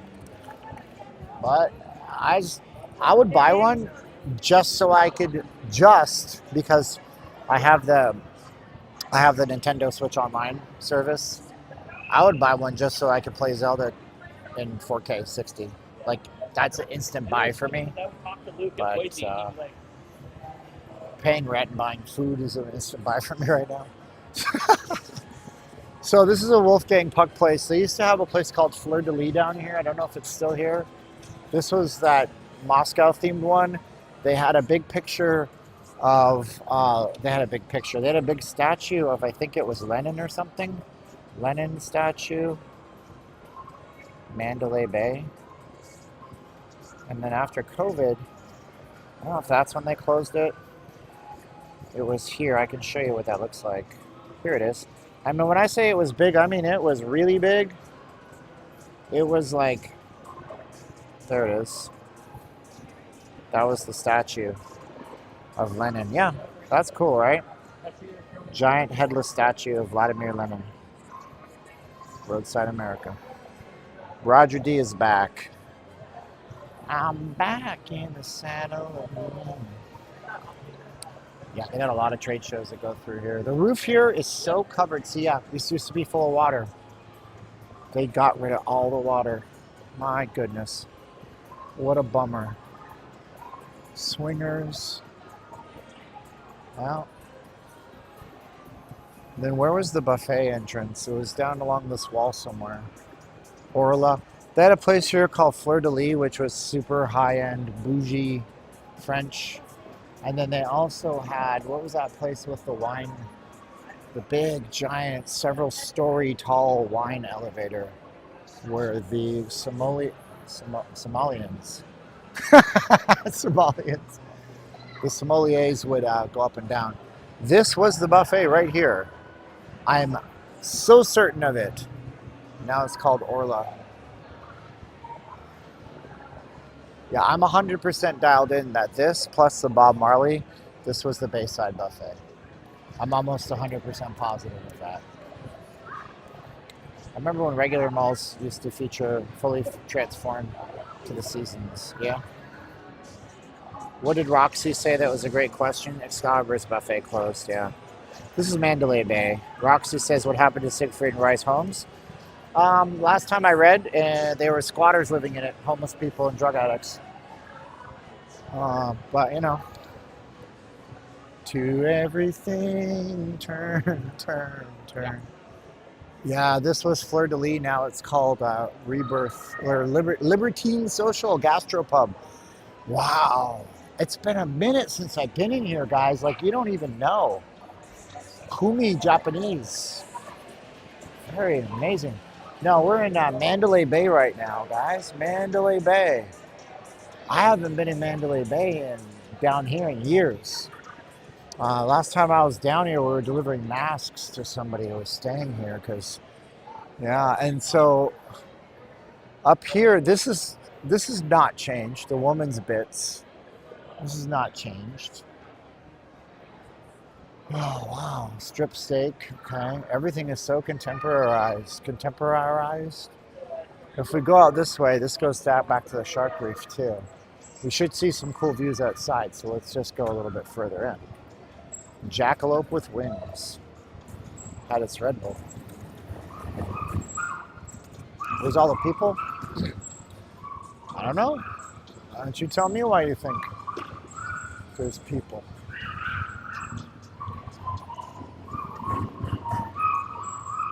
So we have the ICCFA experience. International Circus Clown. You like, oh, this thing? Yeah, thank you. I don't know, that's ICCFA. What does that stand for? International Circus Clown Federation of Ambassadors. Let's go crash the President's Welcome Reception and Banquet. This is the pool out here. So you can see the pool out here at Mandalay Bay. It's not really pool weather. It was last week. What's up, Mark M? I was a child. Kids like to make all sorts of noises. The Excalibur buffet is open. Oh, okay. I didn't know that. Do. Hello. Spencer and Team Steven was kind enough to put us in contact again. Aw. Whoa, my man Falcon bought that in November. That is insane. Wow, that's a slippage in their customer service, Fred. It's crazy stuff, man. There's a lazy river here, though. See, looks like, is that a lazy river? I don't even know. Saying don't take it to the kids, saying. I don't know what that means. Take it to the limit. 400 people watching. How many likes do we have? I'm going to guess we have 120 likes. 207. I'm impressed. Yes, was there 3 weeks ago. It's a great pool when it's warm enough to be a great pool. It's not pool weather right now. It's windy. It's kind of chilly-ish. Look at this great view up here, man. That's some good stuff. Let's go out. Bloop. Ooh, man. Those Nevada skies are real cool. I did a video for a client, waiting for their approval, and they'll post it on their channel whenever they do. I can't show it to anybody. And in the video, I recorded the Bellagio fountain and I sped it up. And if you time lapse this right now, these clouds would be, God, it would look so good. I lost $800 in the pool, Lazy River. Made somebody's day. What? That's a lot of money, Bert. You should send me $800. I promise you I will not throw it in Lazy River. Good evening for the Joy Vegas. Yeah, that is a great picture. I'm going to try to take a photo of it and gussy it up and throw it on my Patreon for everybody, because I haven't been good on Patreon the last little while. I've been kind of not great. It's not anything on purpose. It's just that I've been so busy and trying to tread water. So is that, man, the view on iPhones is so different. So we're going to go 1, 2, click. Maybe I want to go 16:9 widescreen. That might be what it is. There it is. That's much better. Okay, I'm going to take this in RAW format, and I'm going to do it at home. Flying saucers? No, there's just a reflection.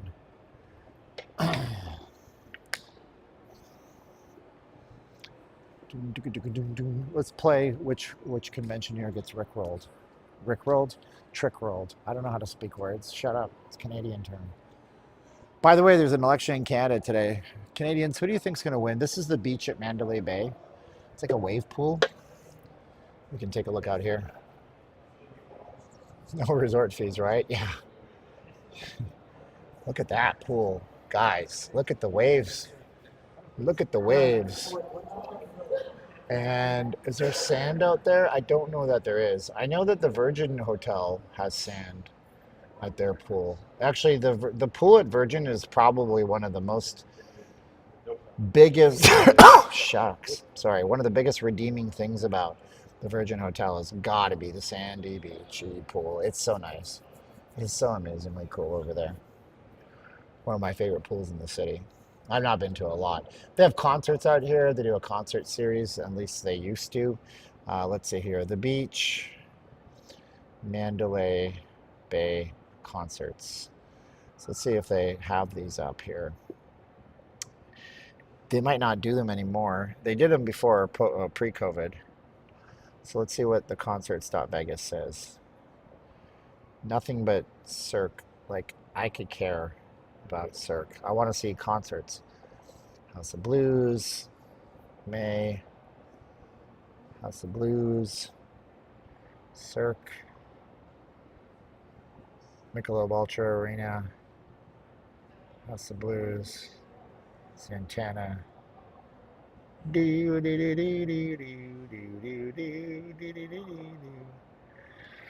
don't see any beach stuff at all. I don't think they're doing the concerts at the beach anymore, which kind of blows.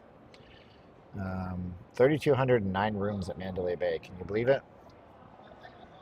I sure hope Pierre Poilievre wins. Go Conservatives. Okay.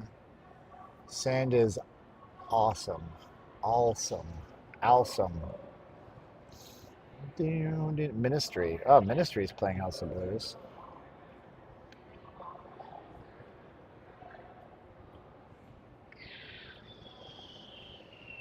Joan Jett is playing the House of Blues. I love rock and roll. Put another dime in the jukebox, baby. Let's see, what else?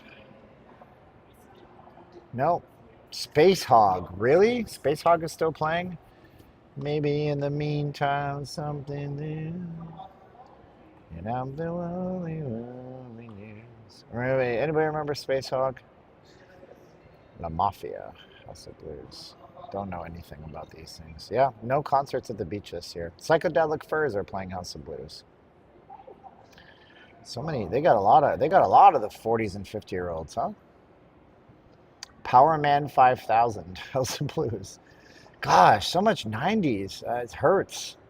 So much 90s, it hurts. Just got home and I start my weekend now. I'd love to get an update on this week on the website. Yes! We have to do that. I finally don't have to like leave my house for a few days. Oh my gosh. Sensational freshies. Let's do it. Yes. Maybe in the meantime, Bruce Dickinson. Bruce Dickinson. The Bruce Dickinson. Cowbell. I don't know any of these bands. So yeah, they used to do a concert series out at the beach, and they're not doing it anymore, and that's really unfortunate. So yeah, now we're in September. Nothing except for Carlos Santana. All right, what hotel is this? Look at the waves. Isn't that cool? This is the Mandalay Bay. Look at the waves, man. That is so slick, man. You got the waves coming in and out. Everybody in the shade questioning their life choices because it gets so chilly. Maybe in the meantime, wait and see. You're the only one.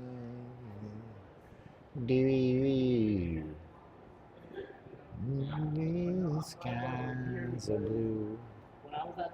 The Hard Rock Hotel is the best pool with the sand walking the pool now Virgin, which I have also been there too. Oh, it's still sandy when it was the Hard Rock. Okay. They have special sand that doesn't burn your feet. Okay. I know it's Monday, but that place looks really quiet. It is look quiet. Too much red down there. Looks like a Target, kind of. Thank you, Sensational Freshies. We don't got a lot of support tonight, but Sensational, well, son of a good biscuit. Sensational Freshies, Robert, a couple of Frederick, Falk, a couple of others. Thank you so much for your support tonight. Really helps like you don't know. Had a bit of a day today. Let's see here. Ozfest. Ooh, that would have been a good concert, huh? Let's see if we can get anything. Canadian election results. We won't have them in Canada. They don't do like voting machines, I don't think. Polls start closing in Canada 9 minutes ago, AP Newswire. Polling hours vary across Canada's 6 time zones. Most polls are coordinated to close at 9:30 p.m. Pacific or Eastern Standard Time, which coincides with Eastern Daylight Time in the U.S. Polls in Newfoundland time zone close at 10 p.m., don't you know? So, in this election, it's paper ballots only. Elections Canada has said it's sticking with paper ballots, which are hand-counted. Candidates may appoint representatives. So you won't know who wins the election until probably tomorrow or maybe the next day, I don't think. I don't know. Looks like they were closing the pool kind of early. Are they closing the pool? Yeah, you're right. They're moving tables and stuff. That's why they did away with the water features, all the water they're using on the pools. Wayne Gretzky, he can't win. He supports Donald Trump. Anyway.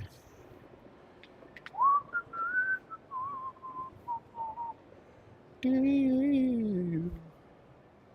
that, there is a lazy river here, actually. I can see it over here a little bit. There it is. That's the lazy river right there. Cool, man. They have a lazy river at Tahiti Village, too, on the south end of the strip. But that's a timeshare, so many of you will never stay there. But you can rent rooms at timeshares without buying timeshares.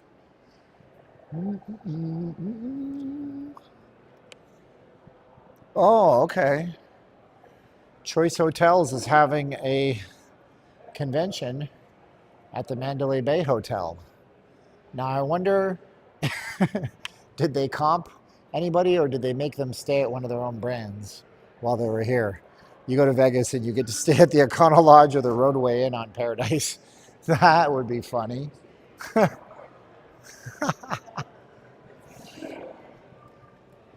This is the Border Grill. I didn't know the Border Grill was still here. This place with these 2 women, they were famous on TV or something. Look how the style in the Mandalay Bay changes down here, man. Which hotel is the nicest pool? I've never been to a lot of them. I know the Tropicana used to have a legendary pool the locals could go to. Netflix, Bravo, Top Chef Masters, Border Grill, these 2 ladies. She looks so happy. So happy because she made this. and you're going to eat this, and then you'll be happy. Mandalay Bay looks like it has a nice pool. Let's ask audience, what's the best pool in Vegas? Audience, what do you guys think? Stephen, why did MGM cut in-person concierge? They're saying it's because people don't want in-person concierge, but I don't believe that for a minute. I think that's BS. What are we doing with our lives? Shark Reef, convention, parking. There's nothing down here. There's the wedding chapel. Kick-ass wedding chapel, I've heard. Oh, there's a food court down here. Okay. Stadium Swim or MGM Grand. Okay. Let's see what else we got. So yeah, I don't think that it's I think it's a cost-cutting measure because they don't want to lose money. They want to get as much money as they can. Traders. Okay. That's why I always saw Airbnb as timeshares that don't require a timeshare. I'd just be worried about people hiding cameras in their Airbnbs. So no thanks for me. It's been too many reports of that happening, and I don't want to deal with it. What's up, Travis? Traders. We're at the Mandalay Bay. We're back here at the convention area, though. It's all the way back to the Shark Reef Aquarium. And then outside you have the pool in the center here. Johnny Rockets. Has anybody ever eaten pizza at Bonaro's? Is it good enough that there's 50 of them in this strip?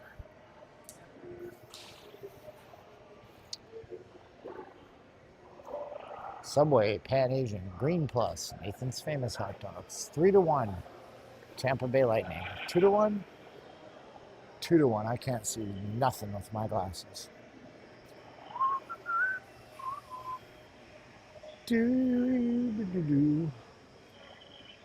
This is the Shark Reef area. At that time I've been to Vegas, I went to the pool once, usually in the winter months.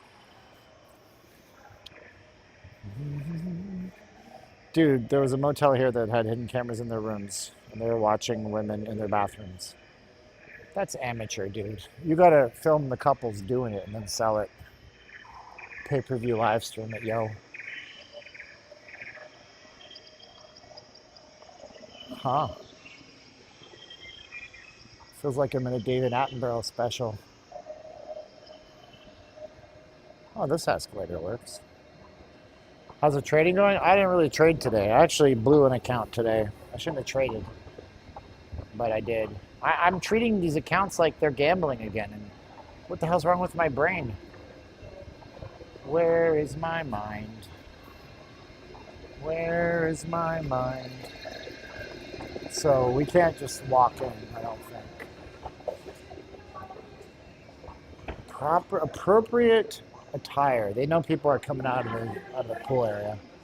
Footwear and shirts. Footwear and shirts. So this is the entrance. One day I want to go here. It's a place like Busch Gardens, Florida. You walk in big tunnels and stuff.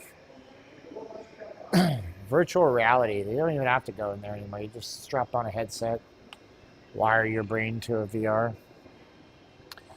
Use my brain, not my heart.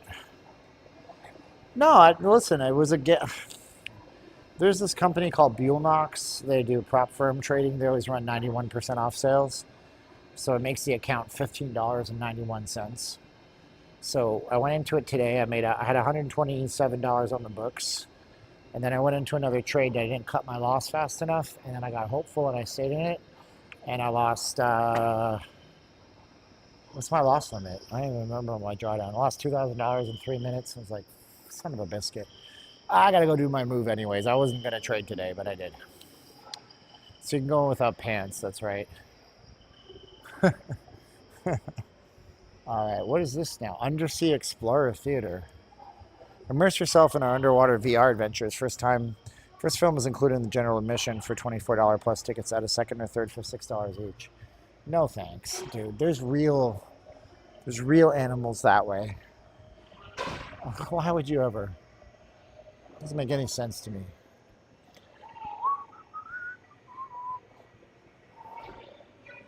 But I lose my main account, like the one I can actually make money on. That would piss me off. The reason I got these little crappy accounts is so I can practice trading on these little crappy accounts and get used to the trading style I need.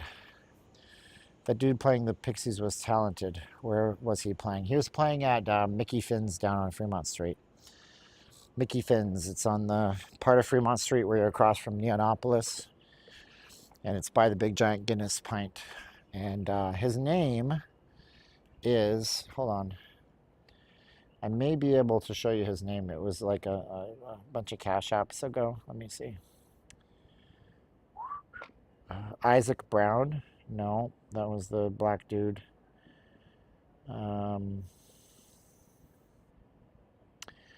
Because I just, excuse me, I have to see. +5. I gotta see my payments out. If I see my payments out, I can tell you his name and you can find out where he's playing. Let me try to find this for you. Randall Leduc. It was this guy. So if you want to take a screenshot or something, his name was Randall Leduc. Randall Leduc. So I paid him $5 for playing the Pixies on April 18th. Randall Leduc. R-E-N-D-A-L-L Leduc. R-A-N-D-A-L-L. They named him after a place in Alberta, Canada.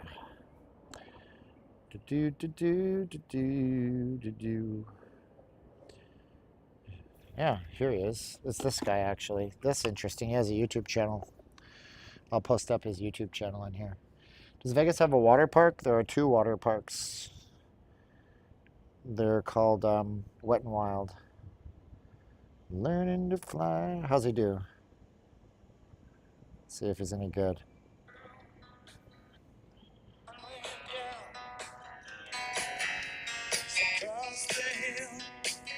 That's the guy.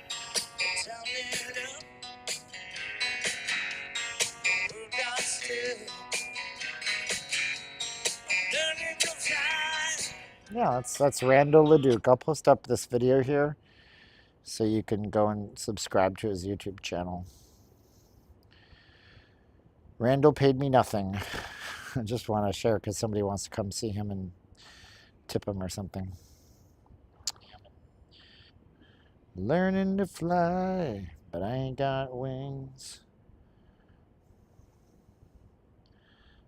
Buenos Aires, Argentina's here. Where's William been? Oh, Hannah, you missed our Saturday stream, huh?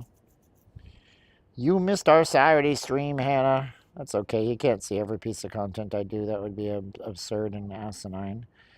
But, yeah, we were... there it was. Right here. Let me see if this is where it is.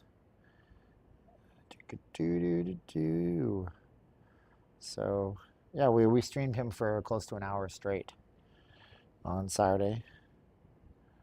Let's see. Why is my connection so slow here at Verizon?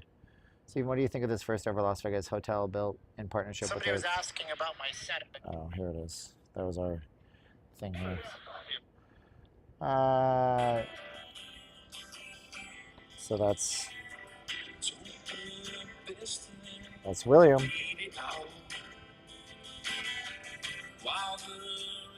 That was a pretty great little setup, if I'm going to be honest. I was proud about how good that sounded. That sounded really good. It was really nice. Truth or consequence. Sing it out loud. What's a good Indian restaurant? I don't know. I don't like Indian food. It's too spicy. It makes me have diarrhea. That's not to say all Indian food is bad. It's just bad for me. If you default on student loans, the government, May 5th, will take your tax refund and also garnish paychecks. No more pausing. Yeah, that's true. Yep. I mean, the government is like they have to collect their debts too, you know. Country's trillions and trillions of dollars in debt, $30 trillion plus in debt. And we can't run a deficit forever. I didn't finish your question. The AI hotel, the autonomous hotel, they must be doing one heck of a job in marketing because I've heard about it a lot. I just think it's probably overblown, overhyped. It's a business class hotel.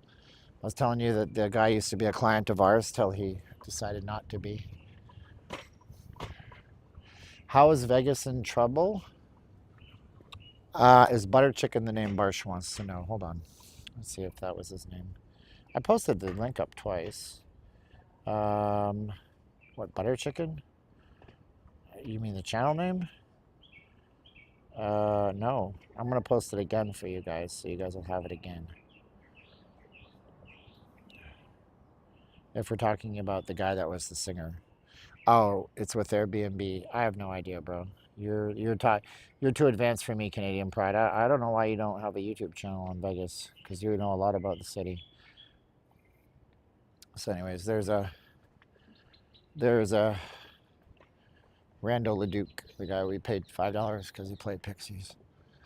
There was a guy. Yeah, Vegas is in trouble.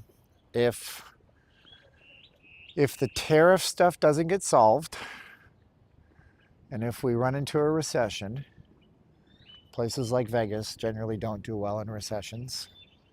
So I believe we could see reductions in prices. What's up, Mr. Classic TV? There used to be a place on the strip called Tomba, but that closed when the Hawaii marketplace closed. They did northern and southern Indian cuisine. They're very different, evidently. It's so nice out here, man. We're over here at Mandalay Bay.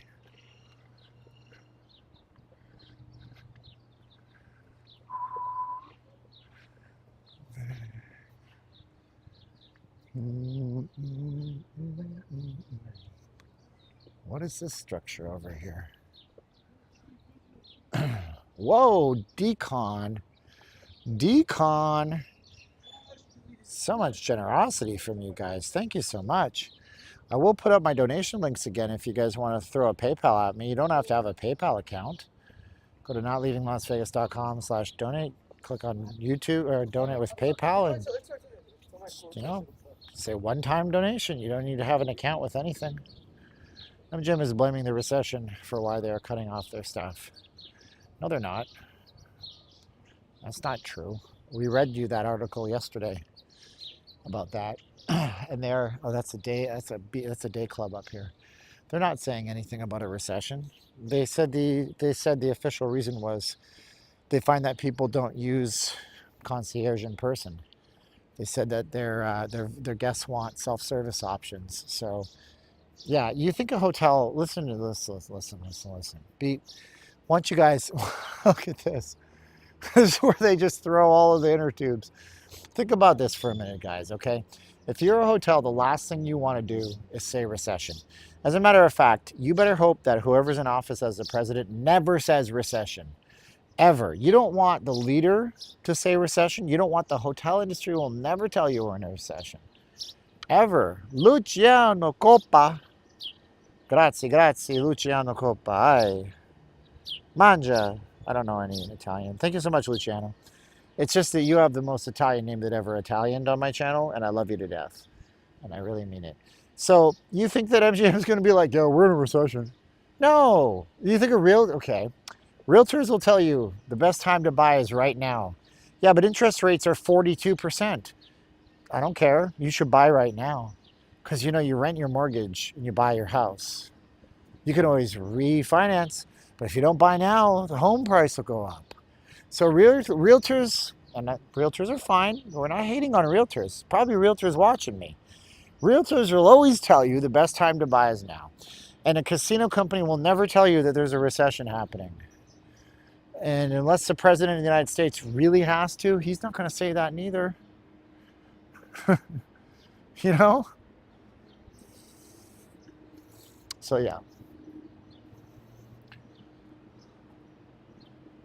So, no, look at how nice that looks. Man, look at all the frickin' bamboo. Do you guys have any idea how hard this is to upkeep? Man, oh man, I'm guessing that if I were to dig deep enough here, that I would find that this is concrete. I don't want to get stung by a spider or a scorpion, but what I'm guessing is that, oh wow, I'm really impressed actually. That is surprising to me. I'm really surprised that there's dirt underneath here. because the reason why is that bamboo is an invasive species of plant. And for example, right, let's say, see this? This little shoot right here is connected by a really thick root that looks like ginger root underneath. And so you can't just tear this piece of bamboo out. I'm not going to try. You can't just tear this out because you'd have to rip up the entire root system. And then also, if I just shake this, there's spores that you can't even see that are flying all over the place. Wow. That's crazy. So, that's wild. So yeah, bamboo is really invasive. It just grows everywhere. It's not fun. If you have bamboo at your house, you think it's a good idea, you better have a landscaper, dog. Like these guys have a landscaper, maybe? Nope. These are just, oh, these are the worst too, man. You can make a lot of stuff with bamboo. You can make palms, palm fronds. No, that's not bamboo art downtown. Yeah, you can make a lot of stuff with bamboo. The Japanese used to put prisoners of war on top of bamboo shoots, and they would say, you need to talk because these bamboo shoots are going to grow. And they would grow and they would puncture. And Mythbusters did one episode on bamboo, and they used a ballistics gel dummy, and they let the bamboo grow, and it punctures the ballistics gel dummy, which is the same consistency and texture as skin, and it goes right through them. Whoa, Kabir's in the chat. Thank you so much, Kabir. Boom. Let me show you something about bamboo, and this is the last we'll talk about it because I've dealt with this firsthand. Let me see if my Google Photos is smart enough to know what bamboo is.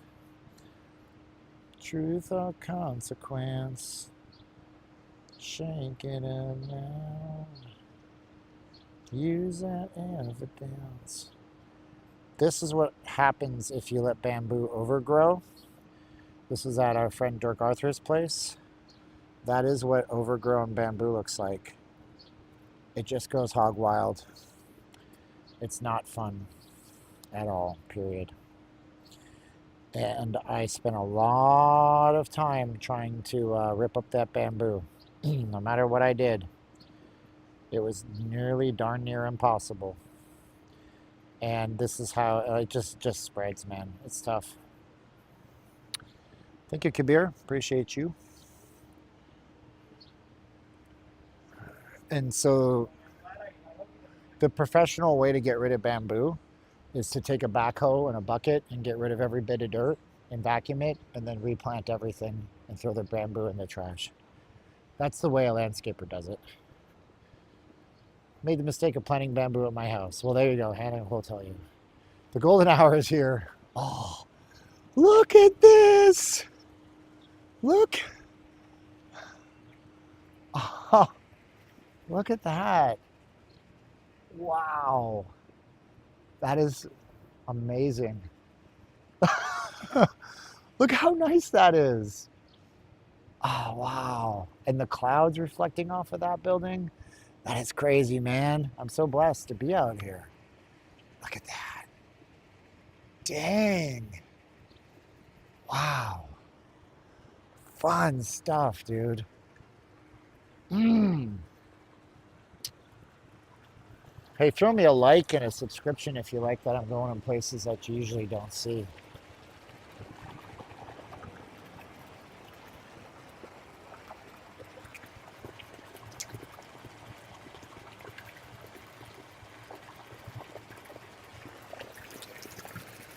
Truth or consequence? Say it out loud. Use that evidence. Yes. This water smells so clean, guys. I'm telling you.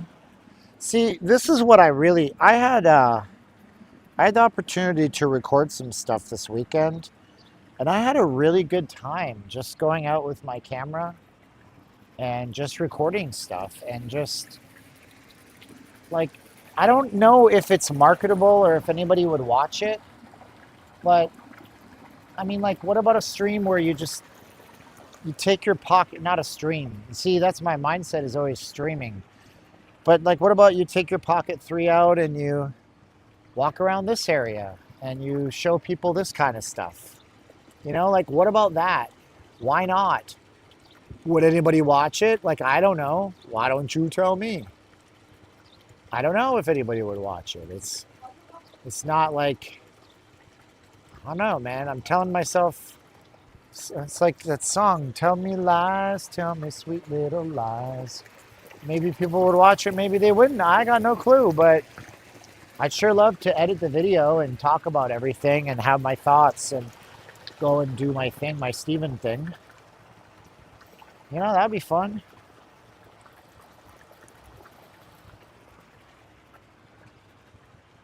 I have some fodder for Patreon now. I'm going to post another thing on Patreon.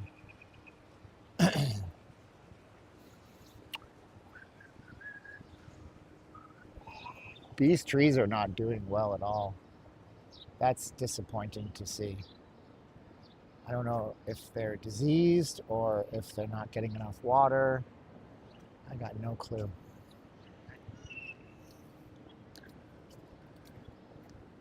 It is really nice out here though, isn't it? I mean, like, come on, man. So yeah, it could be like a hidden Vegas gems or something. Maybe that would get them to click. Who knows? So here's what I did do. I don't know. Can I get your audience participation? Can everybody who doesn't usually chat, all you wallflowers, you know who you are. You go to the strip club, you buy the minimum and you just watch the naked ladies dance and you don't tip them. You're the wallflowers. But if you're a wallflower here, you don't chat. So here's what I did yesterday. I recorded a video on Evel Knievel and the story of him jumping over the fountains at Caesar's Palace. Because to me, he pulled off the greatest con job in Vegas history to even get that opportunity to do the fountain jump. And I recorded it over at Caesar's, and here's how I would record it, right? Like I would film with this as my backdrop, then I would walk a little bit, film with a different backdrop, and I could then clip my stuff together. So I don't know, do you think that's interesting? I don't know. I don't know. Do you think that's interesting? I have no clue. I have no clue. So, like, hopefully I can say, well, the man who scammed Caesar's Palace. That's what I think I'm going to title it. Because he really did scam Caesar's Palace. The water doesn't stink. The water smells great. The water smells like chlorinated water. It's very clean smelling water. It smells like that good, clean smell, you know? Like, do you guys want to hear the story about that? Yes, I do. My mom and I were just talking about him. Steven, I like when a streamer changes with the audience, engages with the audience. Do you guys want to hear that story? Like, you got a second? I got potential, Marketing Mark says. So it's an interesting one. And I got to drink some water too, because I'm starting to, I'm going to have quite a come down when my stupid Sudafed wears off. I might take antihistamines tonight. H1 and H2 blockers. So it's an interesting, there's my Popeye arm. That's the surgery arm. It looks freaky. Sorry. So everybody knows the Evel Knievel to be the prolific American daredevil. But what they don't know is that Vegas built Evel Knievel's career. And before Evel Knievel came to Vegas, he was just a failed stuntman and daredevil. He didn't have any name for himself. He wasn't very good. He wasn't world famous. He wasn't really anything. So that's what you don't know about Evel Knievel. So picture, if you will, it's like the 1970s, 60s, and Evel Knievel is staying in Vegas. And the kind of place he's staying at is not Caesar's Palace. He's not staying at the Flamingo. He's holed up in a broken down motor hotel downtown Las Vegas. His career has basically gone nowhere, and he's not that good. But he sees these fountains that Jay Sarno built in front of Caesar's Palace. And Jay Sarno's first hotel was not Caesar's Palace. Jay Sarno had been building hotels in places like San Francisco and Illinois for years. And one of the hallmarks of a hotel that Jay Sarno would build would be the fountains out front. And so he built the fountains in front of Caesar's Palace. And because of all the celebrities and all of the media coverage it was getting, Evel Knievel knew full well that if he were able to jump over those fountains, it might give his career a little bit of a boost. But he had one major problem, which was that no matter how much he tried, he couldn't get Jay Sarno to talk to him. So Evel Knievel figured that somebody who would build Caesar's Palace must have a bit of an ego, and he figured he knew a way to get Jay Sarno's attention. And what he did was simple enough. He found out the names, or fabricated the names, of fake people working at fake or real newspapers. And he made a series of phone calls to Jay Sarno's office. First call would go something like, "Hey, this is so-and-so from the LA Times. I heard that Evel Knievel is jumping over your fountains. When is that going to happen?" A day or two later, another phone call will come in, all done by, of course, Evel Knievel. "Hey, this is so-and-so from the NBC Nightly News. We heard that Evel Knievel is jumping over your fountains. When is that going to happen?" Days will go by, another call will come in, another call from a major newspaper will come in, another call from a major TV station will come in. And so step one of the getting the go-ahead to jump the fountains was complete. Step two was simple. Step two was to find out when and where Jay Sarno would be walking in his own hotel property, and time it out and see what his pattern was, and then dress up head to toe, famously like, the Evel Knievel jumpsuit and everything that we knew, and then accidentally bump into Jay Sarno and introduce himself. And he would say, "Hey, you're Jay Sarno, right? I'm Evel Knievel." And Jay Sarno's response after getting all these phone calls from fake news stations was, "Evel Knievel, when are you going to jump over my fountains?" And the rest is history. And, we don't remember anything about the jump. If you know anything about the jump, you would know that Evel Knievel did not make the jump. He got so incredibly beat up and hurt that he actually nearly died. But what it did do was it did form a relationship between Jay Sarno and Evel Knievel that carried out the rest of their lives. And when Evel Knievel didn't really ever fully recover from those injuries, he carried chronic pain and different things throughout his whole entire life. But he was there at Jay Sarno's funeral after Jay Sarno died of a massive heart attack while having sex. That's how Jay Sarno died. That's what it is.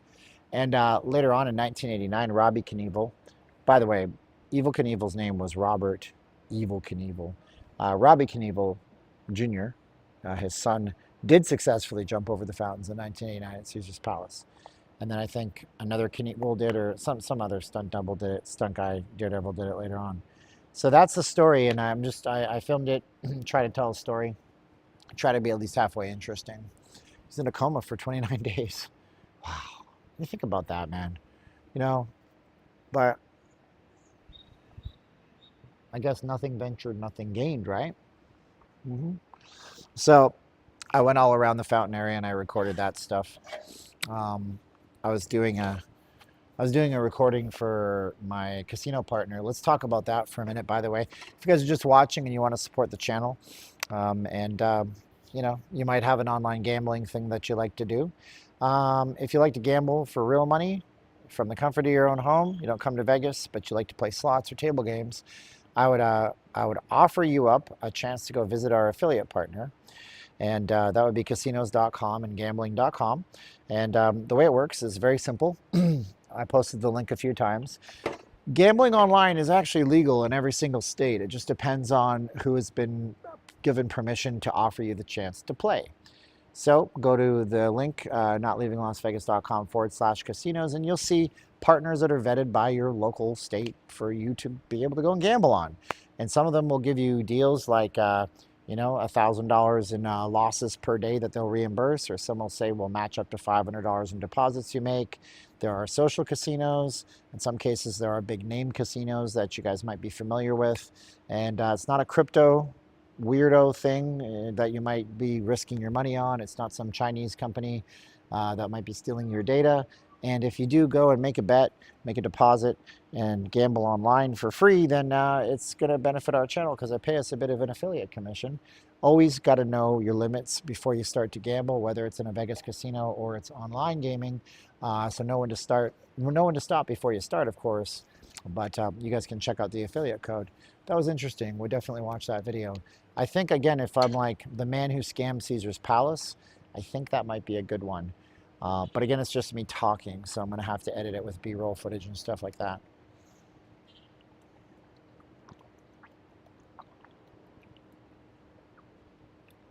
I remember back in October, November, we were kind of doing this like a study of the hotel, and I like this. Whoa! J. Robert Hard did $50 to a super chat. Thank you, Jay.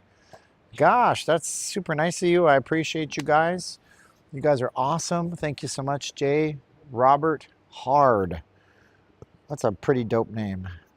That's super great. I'm super grateful. That's amazing. Thank you so much.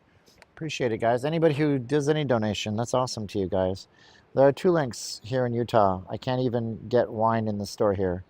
Oh, you get 2 links when you go, Danielle? So they give you 2 different links? Mine are different. Like, let's see what mine look like. I think I only have one. It's a social casino because of all these companies. They don't want anybody gambling at home. You would think that all of these companies should let you gamble at home, but they don't want you to. They want you to come back. So let's see here. They want you to come and do the in-person thing. Let's see here. Let's see what I get for an offer. I get just Bet Rivers. But see, like Bet Rivers in Nevada, what do you get here? You get a $1,000 spin to win virtual credits every single day. So bonus code required, no deposit required, new customers, and it's a social link. So yeah, but some of the ones are like, this is an example I used when I used a VPN for a different state. They have access in that state to FanDuel, Fanatics Casinos, Golden Nugget, DraftKings, Jackpot City. And look at some of those. Fanatics Casino, wager $10, get $100 in free casino credits.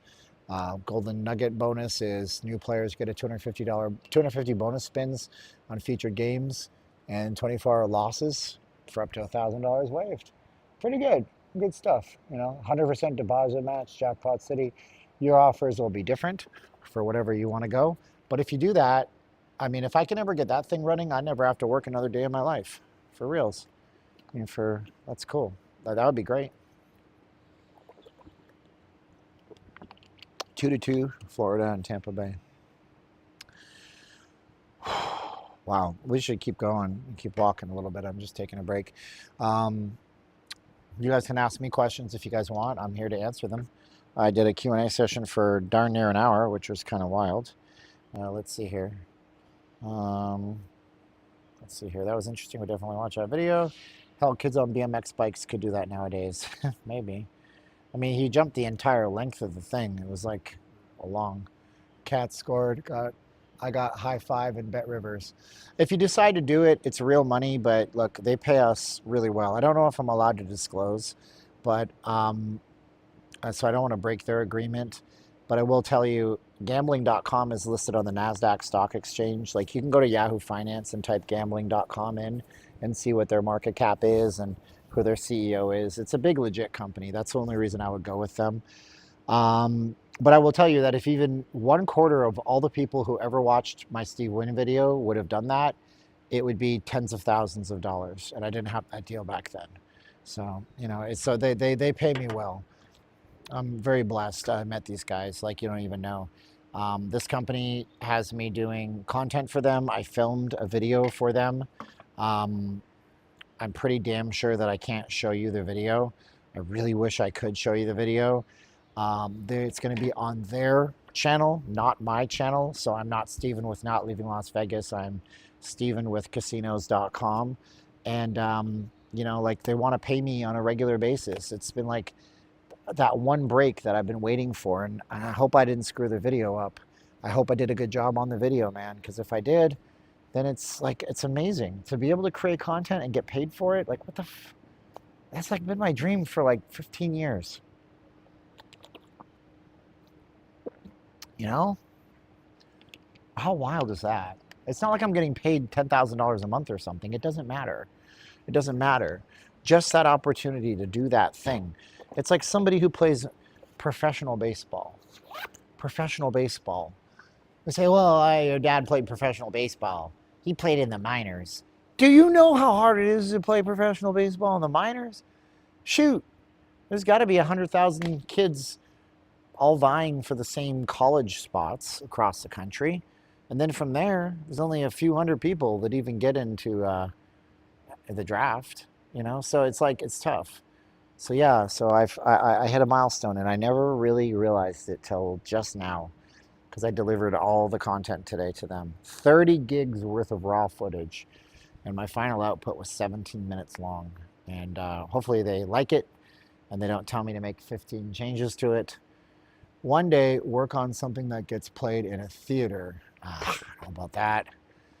I'm just a humble me. I don't make stuff that gets into the theaters, although, you know, people have come to me with ideas about documentaries. Recently, somebody came to me with the idea of buying $103,000 Mercedes-Benz. That's the same nice person that's been giving me Bitcoin money, little bits here and there. But, you know, it's like everybody has a dream for you, but it's not always practical for you. You know what I mean? So, anyway. Yes, produce a Las Vegas documentary. Lamont, I'll tell you the documentary I've wanted to do. I've wanted to do a documentary. Everyone can bet online nowadays. You're right, Sean. You should use my links, though, because my links are legitimate links. And I guarantee you, here's the other thing, too. Like, that's why I'm not just, you know, go to FanDuel, go to DraftKings, because everybody's got a FanDuel and a DraftKings account. You know what I'm saying? Everybody's got that. But the video I'd like to make, the one that really tugs at my heart, is the intensely hidden history of racism in Vegas. It's the intensely hidden history of segregation and racism in Vegas. And that one, there's so much to it, man. There's so much to it. Oh, you were talking to J. Robert Hard. Yeah, gambling is not illegal across the country. Like, suffice it to what popular belief is. Every state allows it to a certain extent. You know what I'm saying? So what did J. Robert Hard say? With the NBA and NHL finals going, are the sports books full in casinos? Not particularly right now, but over the weekend, heck to the yeah. Yeah. How hard does it get a round bat on a round ball? It's tough. Yeah, absolutely it is. Every NLV video is Las Vegas documentary. Listen to some talking heads. Feel better. That'd be... So what people don't know is how the city treated black folks in the 1960s. And it is absolutely scary what they did. Like, post-World War II, Americans saw tons of mobility changes in their life, right? The economy just went off the rails and boomed. You got to remember what happened after World War II, right? After World War II, America was the only belligerent in World War II that was basically untouched, meaning that France, Germany, England, Poland, like all of these places where anybody made anything were literally blasted apart. Japan, all the infrastructure is gone. It's wiped out. Wiped out. So the United States institutes something called the Marshall Plan. And the Marshall Plan is where the United States gives huge amounts of money to rebuild the economies in these countries. Because America was the only nation, other than Canada, I guess, where you could manufacture stuff, because every other country's blown to bits. So people start to see the USA in your Chevrolet. That's an old jingle from like the 1950s, right? Cars become a culture. James Dean, you know, Rebel Without a whatever. All of this car culture comes out. So people are now not just flying into Vegas, they're driving into Vegas. And most of the people that are driving into Vegas, a lot of them are like from Texas and from Arizona. And these are These are places where racism ran absolutely rampant. And there is no Civil Rights Act until the 1960s. And so these white Southerners that are coming to Vegas are complaining that there's too many black folks on the casino floors and we don't want to see the black folks. So the black folks get pushed into the back of the casinos. Even the entertainers in the 60s, like Sammy Davis Jr., were not allowed to use the same entrance as the white entertainers. There's a story about Sammy Davis Jr. Doing swimming in the pool at the Riviera Hotel, and they, even though it was Sammy Davis Jr., drained the pool and refilled it. Disgusting, right? So the mayor of the city of Las Vegas issues an edict to chase the black people away from the strip and from downtown. And he says that if you are a black business owner and you have a business license, you have to relocate your business to this one neighborhood by this date and time, or else we're going to cancel your business license. That's what he does to push the black-facing people away from the white tourists that are coming to Vegas. So they force all these black folks into what became known as the historic West Side Las Vegas. This is the area where I've been on my stream and I say I will not go into this neighborhood. It has nothing to do with race. It just has to do with crime. So just bear with me here. I'm not a racist person. I shouldn't have to tell you that, because if you think I'm racist, I'm the worst racist that ever was a racist, because I've been supporting my minority wife and her family for 20 plus years. So these black folks go to the West Side and they bring their businesses. And for a time, it's good. There's black businesses, black casinos, black hotels, black grocery stores, black barber shops. It's this community of focused black businesses. Now, around the mid-1960s, the casinos realize that civil rights is going to go into effect and that they better do something. So an unofficial agreement is drafted between the casinos and civil rights leaders in Southern Nevada to get the black folks away from the shadows and allow them to start working in different aspects of the casino industry. And then civil rights passes, and now black folks are allowed to be dealers. They're allowed to work outside in the front of the casinos. They're even going into management. And so these folks are, of course, living and working in the west side of Las Vegas, which is thriving until they're allowed to get more higher paying jobs. At the same time, the suburbs were starting to become a thing. So if you were working for, I don't know what the minimum wage would have been back then, $1 an hour as a black person, and then all of a sudden you can take a better job because the laws have changed. Now you can get paid $4 an hour, $5 an hour, you get a 5-fold pay increase. You might not want to live in that one same place you were forced into. So a lot of these folks wanted to live and move out to the suburbs, which is totally normal. Nobody wants to live near the core of the city if there's shiny brand new houses and everything's fresh and nice and you have the money. So a lot of the black folks that are working in elevated jobs now move to the suburbs, leaving the lower income residents into the west side of Las Vegas. And the west side of Las Vegas just kind of becomes this giant sinkhole of lower income people who didn't have that same opportunity for whatever reason. Lack of education, lack of this, lack of that, who cares? There's a whole plethora of things we could talk about that are just marriage statistics and civil rights and how things changed. But black folks had very high upward mobility throughout the 1970s to a point. And so the West Side becomes like this area that's just striving to survive. And now to this date, if you look up crime statistics, it's unfortunately become one of the worst neighborhoods in the United States per capita, per like 1,000 people, for violent crimes, for shootings, for stabbings, for the R word, for all these things. And no matter what they try, the people that are elected into power that promise to raise it up and elevate it up, they can't seem to do it. It just, whatever happens to the money, and it's a really surreal place to walk through, and I wish I could walk through it, but I can't walk through it.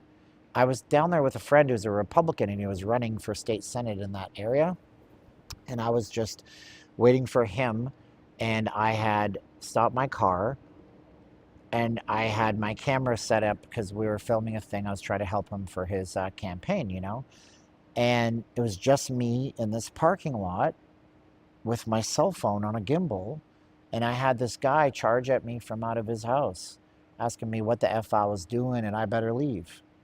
So I can't film it, but I'd sure love to compassionately explore it, because I think that it gets swept under the rug. what happened to that neighborhood. And the positive out of all this is that there is a project they're trying to do, which could be good or could be bad, but it's for like this $500 million casino in that area, which it's good, but you got to ask, like, what's going to happen to the people that are living in that area? What's going to happen to the churches? They're going to have to, I mean, that's not a small project. That's a big project. And so are you going to have another case of gentrification? It's interesting. And that's why I'd like to cover that. And I'm so old that I'm this person now that walks around with his flashlight on and not knowing it's on. So that's the story. And now you know the story. Let's see here. We got some comments. I'll do the graphics for you, Lamont says. I would like to win the lotto, but I never play the lotto. How hard is it to get a round bat on a round ball? Do it. That would be an interesting video. All sports booths are being full for the playoffs. Lamont will help me. Every NLV video is a documentary. Listen to some talking heads. Burning down the house. What would be an interesting documentary? I've animated an award-winning documentary before. Wow, Lamont, that's awesome, man. Not sure about those apps, but you can't use VPNs for sports books. They use GPS. Yeah, that's right, DRD Sunny. Like some of the big ones, they make you install like GPS apps on your web browser. They suck. The Panthers won. If it was easy to get rich, everyone would be doing it. Sammy Davis Jr. was a big story about that. Sinatra put his rep up to make sure Sammy was treated with respect. Lots of racism back then. Good subject. Steven, hope to see it someday. This is why, in Back to the Future 3, Doc says that's why this circuit failed. It's made in Japan.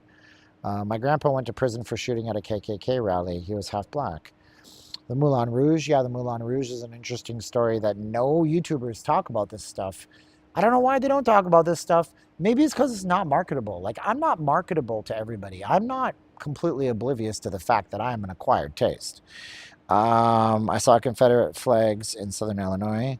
I grew up in Atlanta. I remember seeing burning crosses. Gosh, you've seen a lot in your life, Tobin Beck.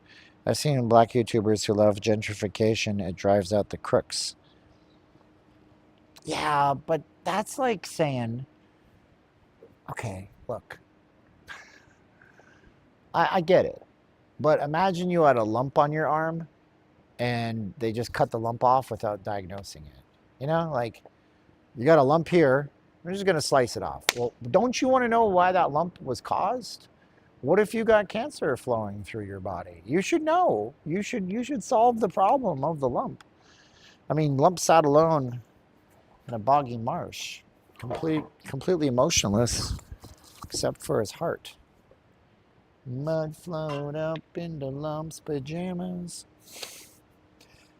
Totally ignored all the passing piranhas. See, I talk about that stuff, and now I have only 287 people watching. Snoop Dogg's uncle moved Imhost Portland barbecue joint from the ghetto to the gentrified hood. Why not just build a second location? I don't know. He's Lump. He's Lump. So we have to put this up. Footwear and shirts are required. What if you're really ripped and diesel? Don't you want to be like, nah, man, I'm doing you a favor. How do we get to the resort now?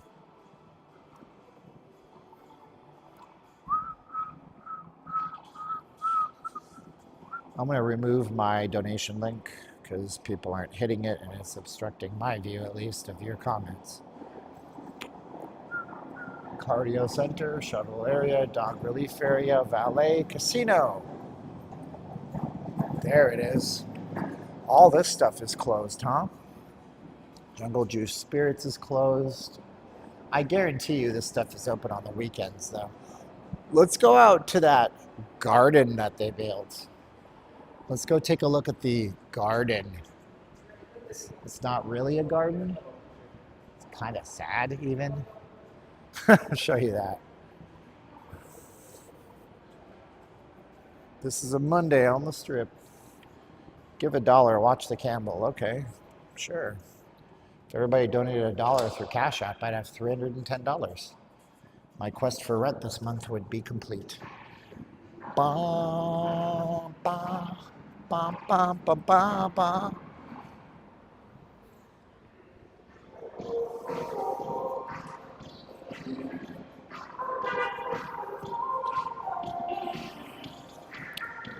It's funny because they call this the Enchanted Garden. You'll tell me if it's enchanted. You'll tell me if it's enchanted. Like, I love how they put a picture of a camera on it. Like, expectation, reality. You'll see it in a minute.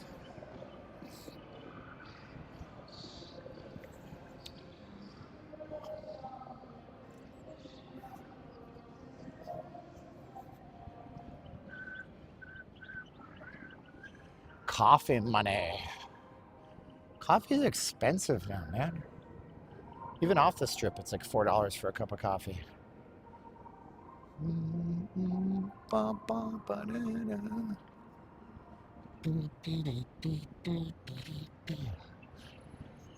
Lump was limp and lonely and needed shove. Lump slipped on a kiss and stumbled into love. Spent his 20s between the sheets and life limped along at subsonic speeds. I can't believe I remembered those lyrics. That's fun. So this used to be a totally great spot for wedding photos, Instagram snaps, and photographers could come out here. But now it's the Enchanted Garden. There used to be water. You can see the calcium and phosphorus and lime buildup on these. And now it's the Enchanted Garden. I mean, to be fair, it looks better than it did last year, but it doesn't look like much, does it? This is the Enchanted Garden. Yeah, this is yeah, you can get a McDonald's coffee for $1 every day with the app. Even on the Las Vegas Strip, it's the best value on the Strip. This is the Enchanted Garden. Caps Lord. Oh, shots fired. I used to love it out here, man. You come down here, it's instantly 10, 15 degrees cooler. Lots of water. The street sounds were drowned out. And now it's just a bunch of desert landscaping. And it's very disappointing. This is an enchanted garden. What is so enchanted about this?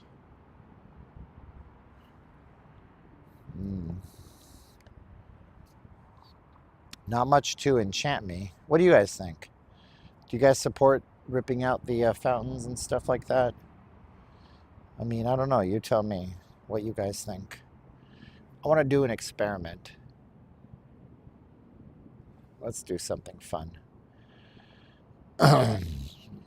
ChatGPT got really good at making photos. So let's say, take this photo. This area used to be fountains with no plants.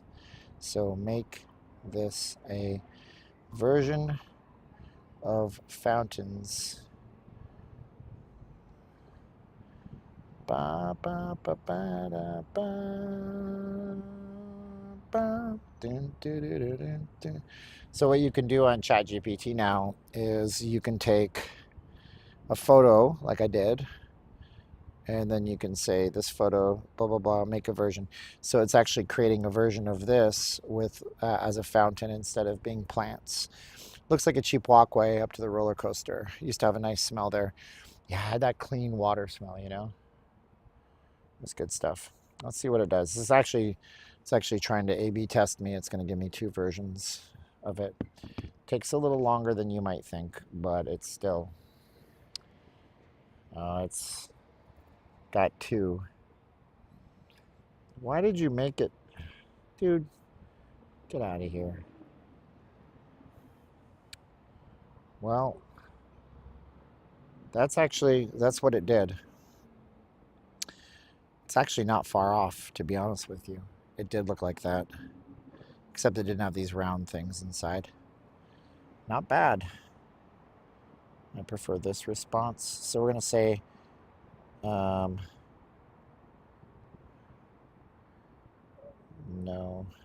Oh, I picked the wrong response.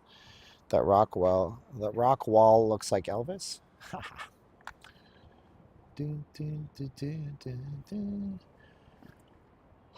Fat Elvis. I don't see it. I don't see the Elvis. This God, it was so nice. You come out here, right, and you would have the Bellagio, or the Luxor light beaming up. It's nice. There used to be birds down here.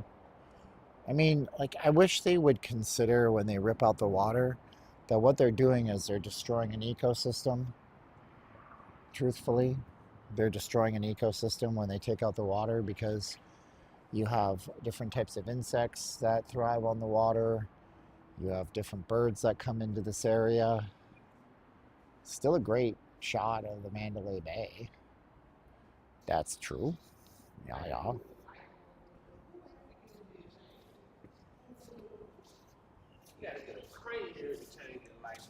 Or they just don't change it.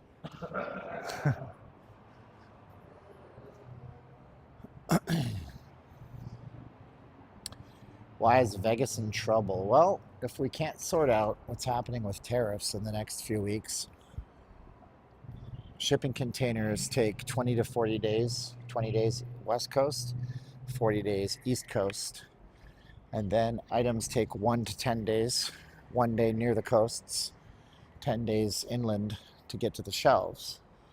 If we have bare shelves at retail, it's going to cause people to have layoffs. If we have mass layoffs at retail, car factories are closing down right now. Mazda just said they're suspending production of one of their vehicles that they make in the United States that go to the United States and Canada. If they have mass layoffs, it's going to cause negative GDP growth, and then the United States will be forced into a recession. And Vegas doesn't do well in a recession at all, and it's going to cause a lot of stuff to go topsy-turvy. Well, that's interesting. It looks like they have made this into a parking lot to monetize it. This was just dirt for the longest time. So, I mean, I didn't think, like, for me, by the way, next time we're going to the Luxor. I didn't think that for me, and Luxor is not that big. There's not much to see there, so we'll have to do Excalibur too. I don't think anybody thought that China would be hanging on as hard as they are. I think people figured that the bargaining chip of losing access to American consumers was,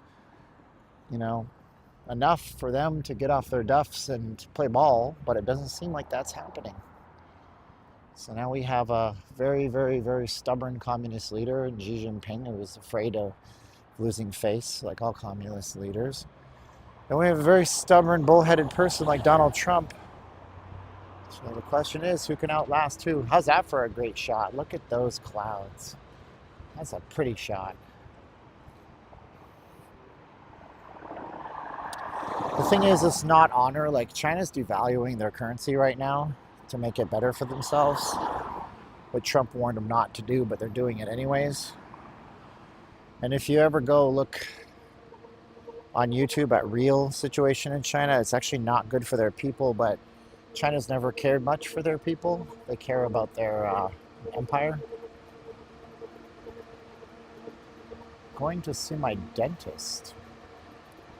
Wait, hold on. Dentist.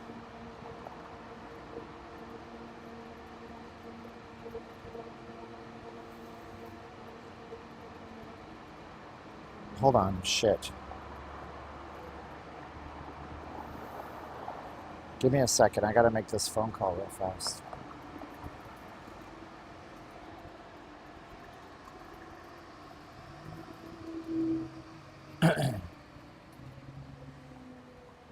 Yeah, that's a beautiful view there. What's up, Steve Miller? She's not gonna answer. Hi, I'm on my live stream, so I can't talk long. But you're okay, dentist? What's up with Where that? are you? Oh shoot, I'm literally on my live stream. People can hear what I'm saying. But are you okay, dentist? Are you all right? Okay, I didn't know that's what was on the agenda. Cool. Let me get back on my stream. I love you. Yeah. Okay. Bye. Cool. Luxor rhymes with. Ah, I see what you're doing there. Let's go to Allegiant Stadium.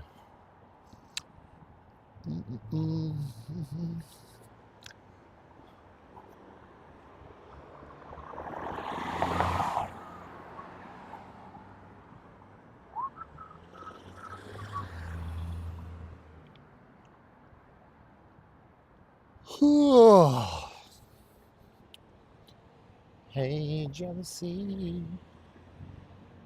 Hey, jealousy.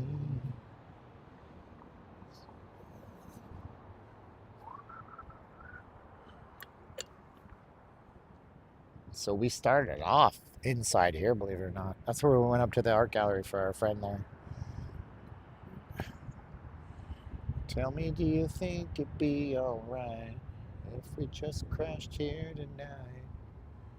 You see, I'm in no shape for driving. Plus, I've got no place to go.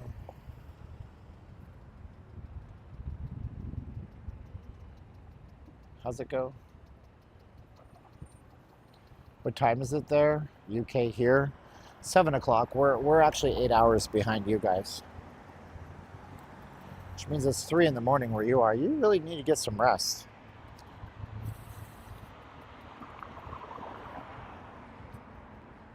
What's up, Yvonne from the UC? Good Lord, your use of clickbait in your thumbnails. Will it ever end? Let's move past this enough.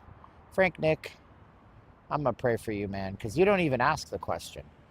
You just rage type, man, and that means that you're stressing your heart out right now. You have no idea why I said what I said. You don't know why I said what I said, Frank. But you just assume that it's clickbait, which means that you don't look for all the information and you just kind of like have your own biases, which we all do, Frank. It's cool. It's cool, man. You know, but you have no idea. But thanks for watching, Frank. I appreciate you. Forget. Boom, boom, boom, boom, boom.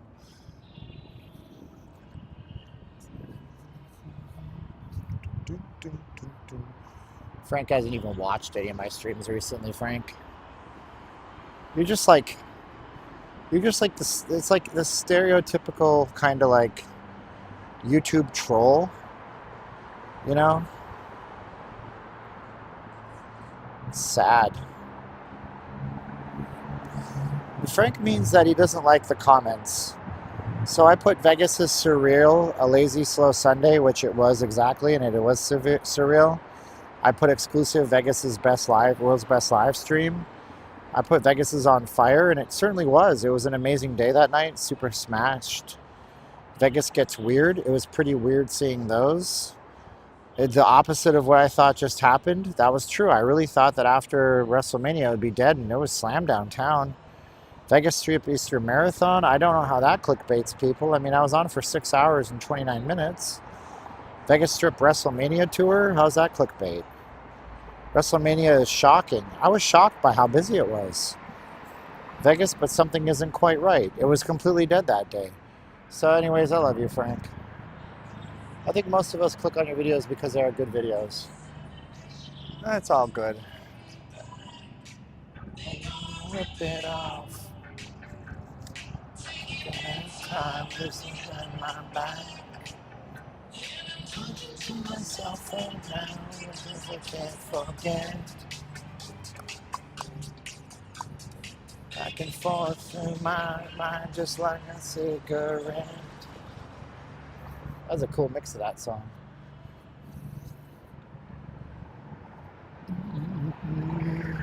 So this goes to Allegiant. Lamont comes in because I'm his friend. So many waddler types. What's a waddler type? I'm not sure what that is. Waddler type? Don't know, man. Don't know. I missed it. Why is Vegas in trouble? Well, right now, um, the situation in our country is kind of hanging on a thread. So what'll end up happening is that sometime in June, we're going to have a lack of stuff on the shelves because of these tariffs. And if that happens, we're going to have layoffs. And if the layoffs happen, it could throw the GDP into a negative. And if that happens for 2 quarters in a row, we go into a recession. And if we go into a recession, layoffs happen and people hold on to their money and they don't travel. And if that happens, then we end up with Vegas and places like Vegas, Disney, Orlando, seeing the brunt of a bad economic period in the country. So that's why. But, Frank, he thinks I'm an asshole who's clickbaiting you. Hey, Insomniac, how you doing, brother? Insomniac, I love that. Man, I'm so ignorant, brother. Insomniac, is that Korean or that's Korean, right? Japanese? Right now it's 7:10 in the evening time.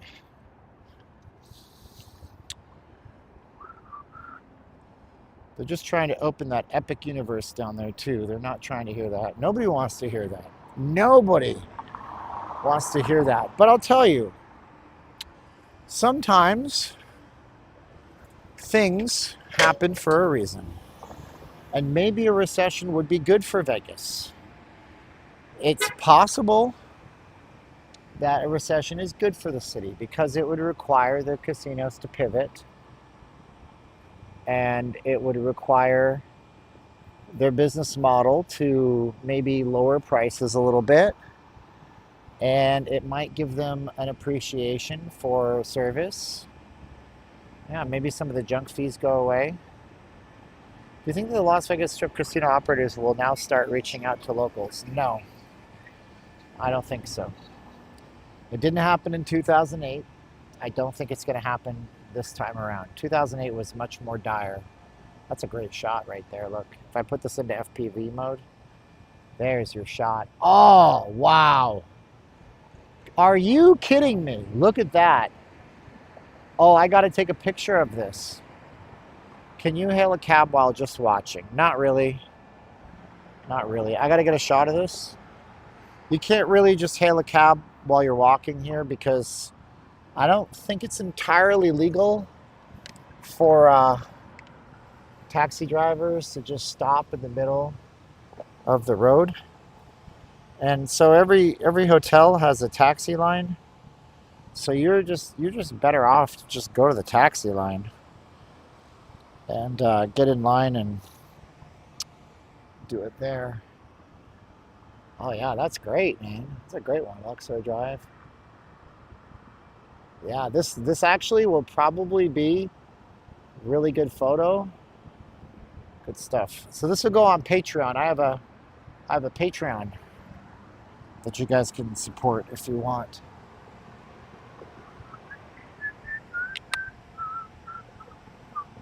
Have a good one. Hannah, thanks for being here. Bring the cheap buffets back. I don't know that the cheap buffets can come back. See, because we still have more tariffs on Mexico, which means that food is slightly more expensive than it was, and food was already expensive. So you guys have to think about something, okay? If a buffet requires 50,000 square feet of space, then you have a business where you need to have a certain dollar per square foot of revenue for each square foot. This is why CVS Pharmacy and Walgreens are so prolific on the Strip. They have more items in the store because everything they do is a small little thing, and their profit margins work really well. So you got to be like, well, how much per square foot is this generating for us? And a buffet doesn't generate that much income. So I don't know that the buffets are ever coming back. Food halls generate a lot of income for the casinos. Because as a video I made last fall pointed out aptly, you take all the risk off I don't know what happened to Intel Wild. Intel Wild was one of my biggest donors a couple of years ago, and he was going through some stuff, and he stopped texting me. He was getting into it with a couple of people, and the chat's really hardcore, and he had a bunch of drama across several YouTube channels, and I reached out to him. He's in my phone. I don't even know if it's his phone number anymore. And I said, hey man, how you doing, you know? But I've not heard back from him. I did a wellness check on him like a year ago. So anyway, so what I was saying is, you take all the risk off your hands if you have a food hall, and let's say you have 100,000 square feet of space, right? And then you can have 10,000 square feet 10 times, and you know, for restaurants. And each of those businesses might pay you $100,000 a month. So 10 times 100,000 is $1 million in revenue that you can generate. And you don't have to buy the food. You don't have to run the buffet. You let that company do that. And if they lose out, they go under, whatever. You find somebody else, right? So that's why food halls are everywhere. Yeah, I know I shouldn't have jaywalked, but it was a safe bet.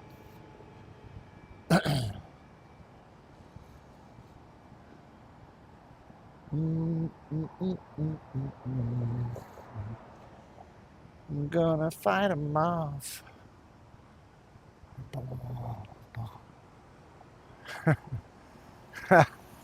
Corporate governance, right? We want to be okay, so this is the back end of Mandalay Bay. Let me show you something. Okay, so front of Mandalay Bay, we're saving the environment, getting rid of all that water because we don't want to waste water because we love the environment.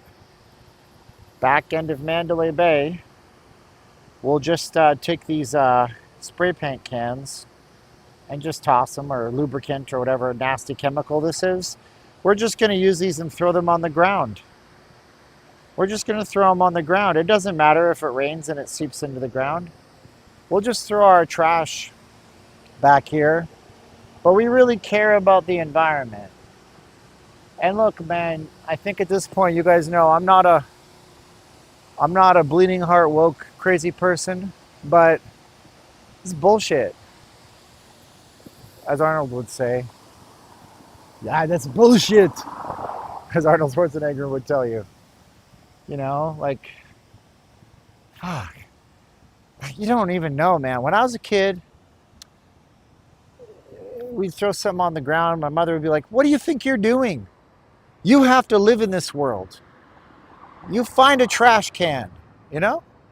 So, to be certain, it's not like tremendously trashy back here, but that's something that they should probably watch for.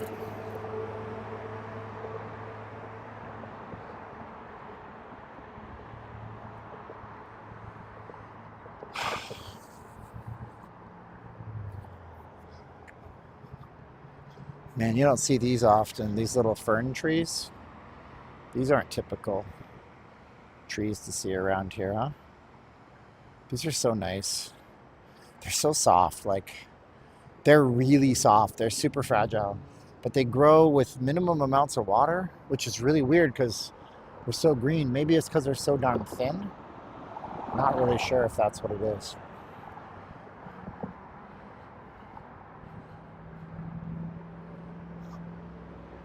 Oh, good. They didn't tow my car. No lie. This is what I was telling you at the start of my stream without tipping you off to where I'm parked. So I park in the lot, the C lot over here. And I park in the C lot and I say, hey, see, there's so many good freaking pictures out here. Hold on a sec. I park in the C lot and I go over to the entry where the metal detectors are. You got to pass your metal detectors to go into Allegiant. And I said, hey, is that lot open, or when do the gates close? Because I actually got locked out of, I got locked in there once on New Year's Eve, and he wouldn't tell me when the gates would close for some reason. It's really obnoxious. And then I said, well, is it paid parking? and he wouldn't tell me if it was paid parking. And I'm like, look, dude, I'm not trying to give you a hard time. I just want to know if it's paid parking and if I'm going to get my car locked in. And he was like, it's open till 11. Not paid parking, but you're taking a risk. I'm like, dog, how am I taking a risk? You're not going to tow me for being out there a few hours. Was that a Google Maps vehicle? We'll be on Google Maps 10 years time.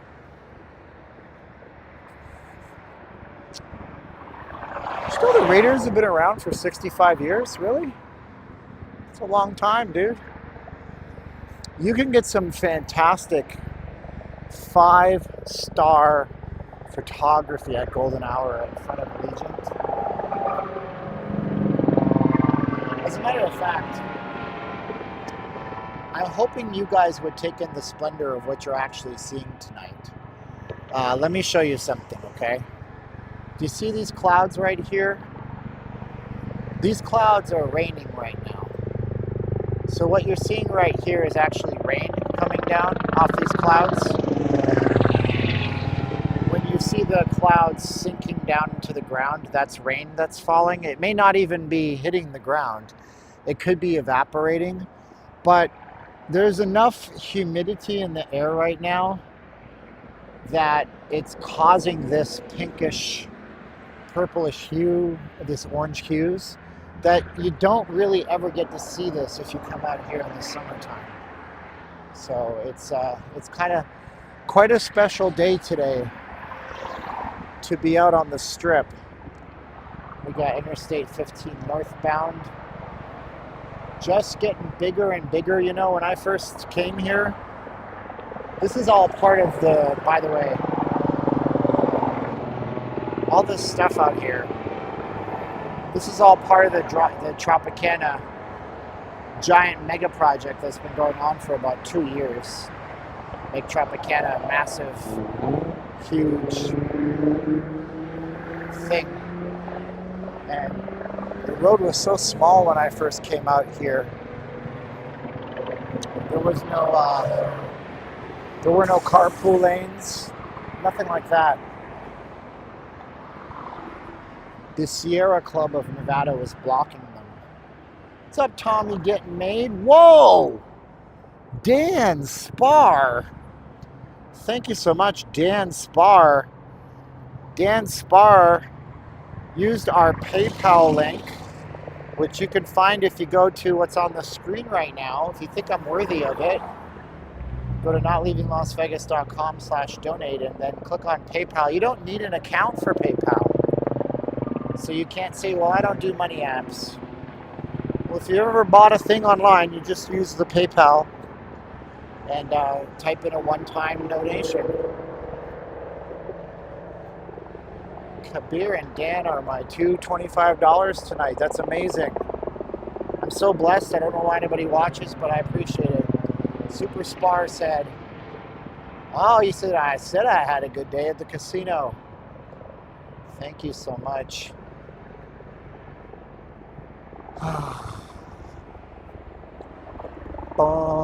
So you can get some 5-star amazing photos out here at Allegiant. Let's walk right up to it because I got about 20% battery left. So the ride share is over here at Allegiant. The parking lots here, this is the C lot and D, everything. I was shocked here when I was watching it. Like, the monetization of this building is on another level. It really is. I mean, just take a look here, okay? Look at this sign here. This sign right here where it says C lot. That is the C lot, brought to you by Ford F-150. What are my thoughts on Zelle? I love Zelle. Zelle is one of my favorite money service apps on the planet. You can send it to my Zelle. It's in their Show More box. And if you send it to Zelle, it charges me $0 and it's instantly delivered into my bank account. I use Zelle for work. We use it at work. My company is pretty dope in the way that They'll pay you daily. Like if you get a commission, I mean, within reason, right? The paymaster has to be available, but if you get a commission, they'll pay you on a hard check or pay you Zelle, and I get paid Zelle. If I sold a women's expo we're doing, if I sold a booth tomorrow, I get $100 the same day. I used to make $1,000 commission. Oh, gosh, my life used to be so different. Anyway, you guys is a 5-star dope. They call this the Death Star. Now, what you're looking at here is Allegiant Stadium, home of the Las Vegas Raiders. If you've ever spent a night in a hotel in Vegas in the last few years, you paid for this. You did that. Whoa. Oh, man. So, lost dog. Oh, lost drog. Not an actual picture of drog. This is a normal dog. Bluefish and lizard something with one dark spot. I don't know. Moco. I've seen this advertised on poles all around here. Look at this. Wanted for a fatal hit. Wow, dude. And I think I can show this on YouTube. I gotta say, I don't think the left can meme very good, but this is a pretty good meme. Can we all just, even if you're a conservative, can we just, I don't want to show it for too long. Can we just say the left can meme here? Do you remember the Live New Girl sign just north of the Strap? My family got a kick out of that, as opposed to debt, as opposed to go to. I don't know. I've seen some of those signs. That one's gone, it looks like. So what you're looking at here, this is the, they call these the lanai doors. These can open. I've never seen these open. It takes hours to open these. These are the largest retractable doors, not roof. Allegiant doesn't have a retractable roof, understand. The roof of Allegiant is some kind of special translucent material. But these doors open. There's a weather station you can actually see on top right there, and it collects weather data for weather systems that are moving through the area up to 100 miles away, so they can know if it's safe to open the doors, because if the doors open, it's hard to close them. It takes hours to close them and hours to open them. And, you know, this is a world-class building. People say the Luxor is sinking, and I say, well, they had to actually use dynamite, I heard, to blast bedrock out of this to build this project. So if you're going to tell me the Luxor, which is across the street, is sinking, I don't know what to tell you. That was pretty funny. See, I have a sense of humor. That didn't offend me at all. Oh, this was kind of funny. You guys want to hear something funny? Oh, if you remember watching, I was downtown and somebody put this, just the word Trump with like a no smoking symbol over it, and they were putting them on the buttons for the crosswalks that you have to press. And so on the way back, I took one off, and I figured it's not going to come off, right? Because you know, like some stickers, they peel off, they leave a residue. No, whoever printed these stickers printed them on like rubberized plastic. So it was incredibly easy to tear the sticker off. And I tested it. I couldn't tear the sticker. It was on rubberized plastic. And I'm like, dude, print this on cheaper paper. These will never come off. You know what I mean? It was kind of funny. So the left can't meme because they built a sticker that's incredibly easy to pull off and made out of rubber, and they spent too much money. Anyways, look at this. Gosh, I've been in this building just once. I would love to go back for an event. I would love to see the 49ers play like an inter-conference game or whatever, and boy, oh boy. We were up in this area during the Super Bowl, and I'd never seen anything quite like it. And as a kid, you know, growing up in Canada, watching Canadian football, and then you go into Canadian football, even if you're in a big venue in Canada like Commonwealth Stadium in Edmonton, it's not this. I mean, I want to show you, can you please pay attention to the glass, guys and gals? Look at the glass. Look what you're seeing in the glass. What are you seeing in the glass? Okay? Tell you what you're seeing in the glass. You're seeing the Palms Hotel. You're seeing the Rio Hotel. You're seeing the Strip and the city reflected in the glass. Is that not I mean, it's gorgeous, man. It's gorgeous. Yep, look at that. Keep going, look what you see. It's so cool. Look at that. How did I become a Niners fan? Met my wife. I was agnostic. I could care less about football. She's from the Philippines, but spent time in Hawaii, SoCal. Bang, bang, Niner gang before you know it. Look at that. I'm so glad. I'm so blessed. I get to show you all this. There's the strip. Frickin' strip reflected in there. Look at that. Dang, son. Any restaurants here? In this area, there's an In-N-Out Burger. I think there's another restaurant up there. Look at that. Look, you get City Center. There's the Aria. It's all distorted in a cool way. You can see the Excalibur over there. F&A, man. And it'll only look like this for a few minutes. And then that's it. Vamos. As Jay-Z once said, poof, vamos, son of a Mitch. Mitch. See, the Raiders fans always come up here. They always want to see what's up. They make their little pilgrimage. Just stare at this giant beast. How cool is that, huh? I mean, just for scale, look at this thing.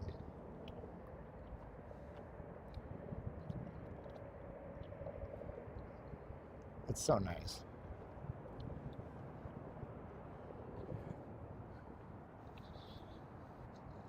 Yeah, they always do this, man.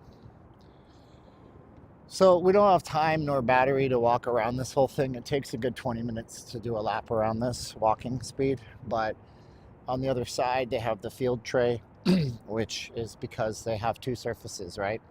Dude, you're looking at the reflection and we're looking at the stadium. I know, right? Well, it's because I get to see this all the time. We went to the first game that the Raiders ever played with fans in attendance. It was a preseason matchup against the Seattle Sea Chickens. It was a preseason. It was fun. I did a whole video on it, actually. You can go type in "Not Leaving Las Vegas Allegiant" and you'll find it. I showed you everything inside. I showed you on that video years ago. I showed you the pilgrimage you have to take, the walk you have to take over Hacienda, how they close everything down for the game day, how they have water set up because it's hot in September. Showed you the check-in process, showed you the boxes, like we got a glimpse at some of the better seats. Showed you Carlos Santana was performing that day. There's a stage inside here where acts can entertain, and I didn't even know that Carlos Santana was playing a free halftime show that day. It's cool. I stayed at Mandalay Bay and had a view of the stadium from the room. From Luxor, you get good ones too. What's up, Ryan? How you doing? That was the minute, you know, look at that Morgan Freeman meme is like, it was at that moment he realized nobody on his channel cared about sports. Do you think the A Stadium will look anything close? Did you guys hear about the A's? Man, they can't draw a crowd in Sacramento. Watch it, Steven. Hey, man. You guys didn't, half the Seattle didn't even know you had a football team until Russell Wilson came along. Y'all went beast mode. Actually, it was funny because I had a friend up there from Seattle, you know, and he's, we're talking about Super Bowl. I'm like, I named a player. I named Russell Wilson. He's like, who? Like, Russell Wilson, your quarterback. He was the biggest Seahawks fan, but see, here's the thing. The Seahawks are like one of the only teams in the NFL that changed conferences a few times and nobody even thought about it. It just is what it is, man. Like, now we got Pete Carroll, their coach, so we'll see how that goes. How did you get out when you're locked in? So I came down here New Year's Eve a few years ago, and I parked in this lot over here. There's a lot back here. And if you take a look at that lot right now, you'll see they have giant-ass bollards set up, so you can't just get out that way. And on the other side, there's fences all around it, and then there's an automatic gate that was open and it was closed. And I did my live stream. I didn't stay out for the fireworks. It was a miserably cold New Year's Eve that year. I mean, it was raining sideways. And so I walked down and I got to my car and it's closed. So I come out this way and I'm looking and I'm trying to find on the website, because most of the casino properties, they have a security line that's a direct line. It's a 702 number.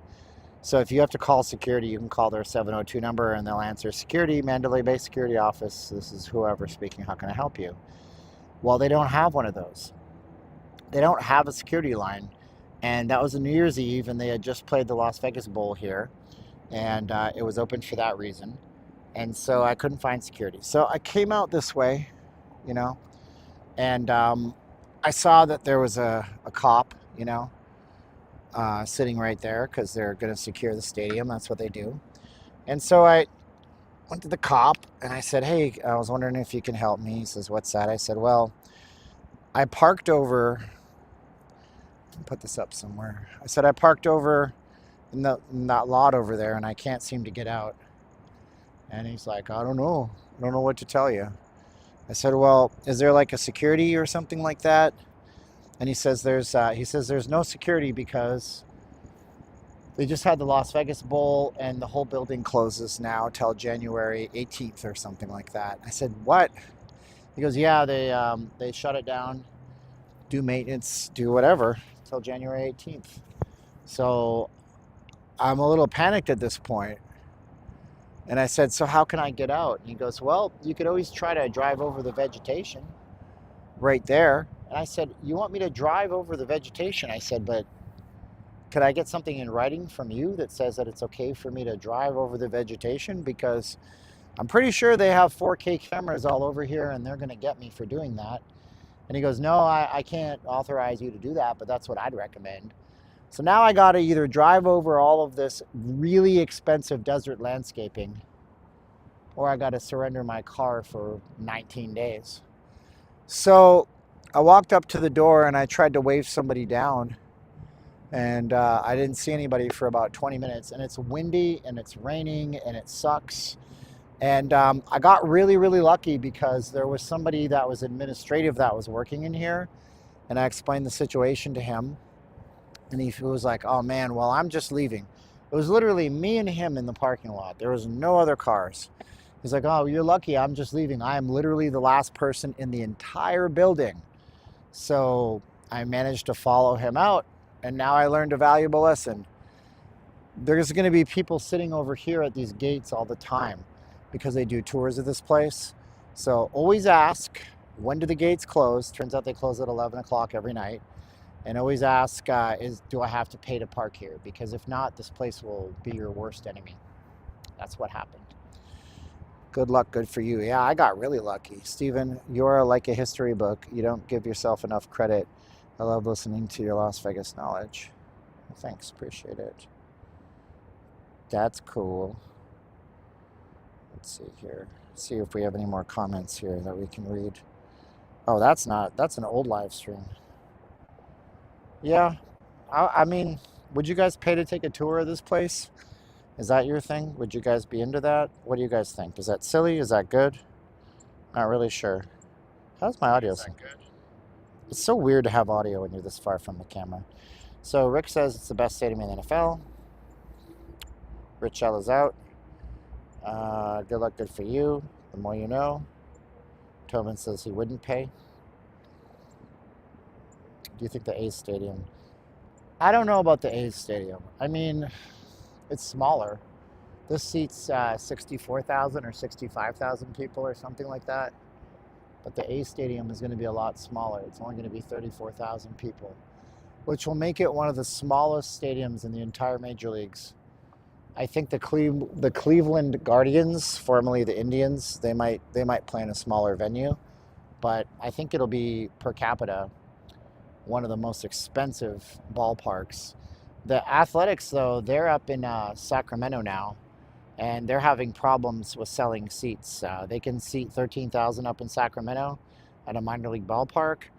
They only sold out one game. They have a few sellouts coming, like I think the Giants are playing. They're going to sell that one out. They expected everybody to follow John Fisher down to Sacramento and support his team. And the Sacramento City people, they want big, strong support for the Athletics because they want to put a team professionally in Sacramento and in a Major League Baseball expansion. But they're selling tickets 2 games for $25. 2 games for $25 because Major League Baseball will do either back-to-backs on the same day, or they will do like Saturday, Sunday games. They can't sell the seats, so I don't know. But getting back to the Vegas ballpark, I got no idea. Let's go ask these guys what they think of it. I'm just curious to know what they think. Hey, are you guys from Oakland? LA. LA? What do you guys think of this place? I always wonder because I see people coming up. Did you like specifically come here to see this place? For him, I mean, I go for the Raiders. For you? So what do you think? It looks amazing. Have you ever been to the old one in Oakland? Oh, no. No? You're gonna come to this one? See a game? Hell yeah. It's good, right? Guaranteed. Yeah, it's nice. Amazing. So you got. I'm a Niners fan, so I don't really like the Raiders. See, and I'm a Niners fan too. Oh, you are? And I live here. Oh. Oh, nice. Yeah, so there's nothing wrong with being a Niners fan, by the way. Because you know why, right? Because we haven't been in 15 cities. Right. Only well, technically 2. Yeah. Technically 2. Oh, I'm sorry. It's okay. Listen, I really want the Raiders to be good. One day. Do you think the mindset of the team will change or what? Yes. I hope so. I don't know. Well, I'll put it this way, okay? So they played the Chiefs, not this year, but last year, in the regular season. They won the game and they were lighting cigars like they won the Super Bowl. And I said that has to end. Because that's a regular season game. You can't act like just because you beat the Kansas City Chiefs, you can't act like you won the Super Bowl. You got to be hungry for it, right? Yeah, that's true. So what do you think Geno Smith's going to do? Be honest, I like the team. I just don't really catch up with all this stuff because That's I work okay. too much. That's all right, man. At least it's not Jimmy Garoppolo. Yeah. Guy was a breadstick. Walk out there, break his leg. Have a good one, man. Thank you, man. I'm glad you liked it. Thank you. You too, guys. Bye. Okay, anyways, what's with the MGM and the layoffs?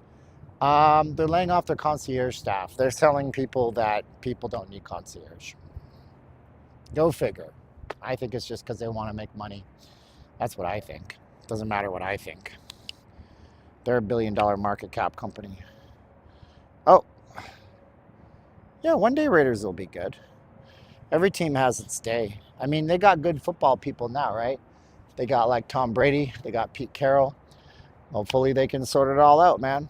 Dan Huey, did you ever finish clearing your storage space? I did, Dan. It was a lot less stuff than I remembered it. Thank you so much to Dan Huey for asking that question. There it is. I did. Not till they get a new owner. You don't think Mark Davis is a good owner? Man. Or that'd be the Athletics getting a new owner. When was the last time the Raiders won the Super Bowl? I don't know, man. Let's find out. Let's ask the Google bots. When was the last time? I'm sure somebody in my chat knows before I hit go. The Raiders won a Super Bowl. 1984. I was 3. He's got a terrible haircut.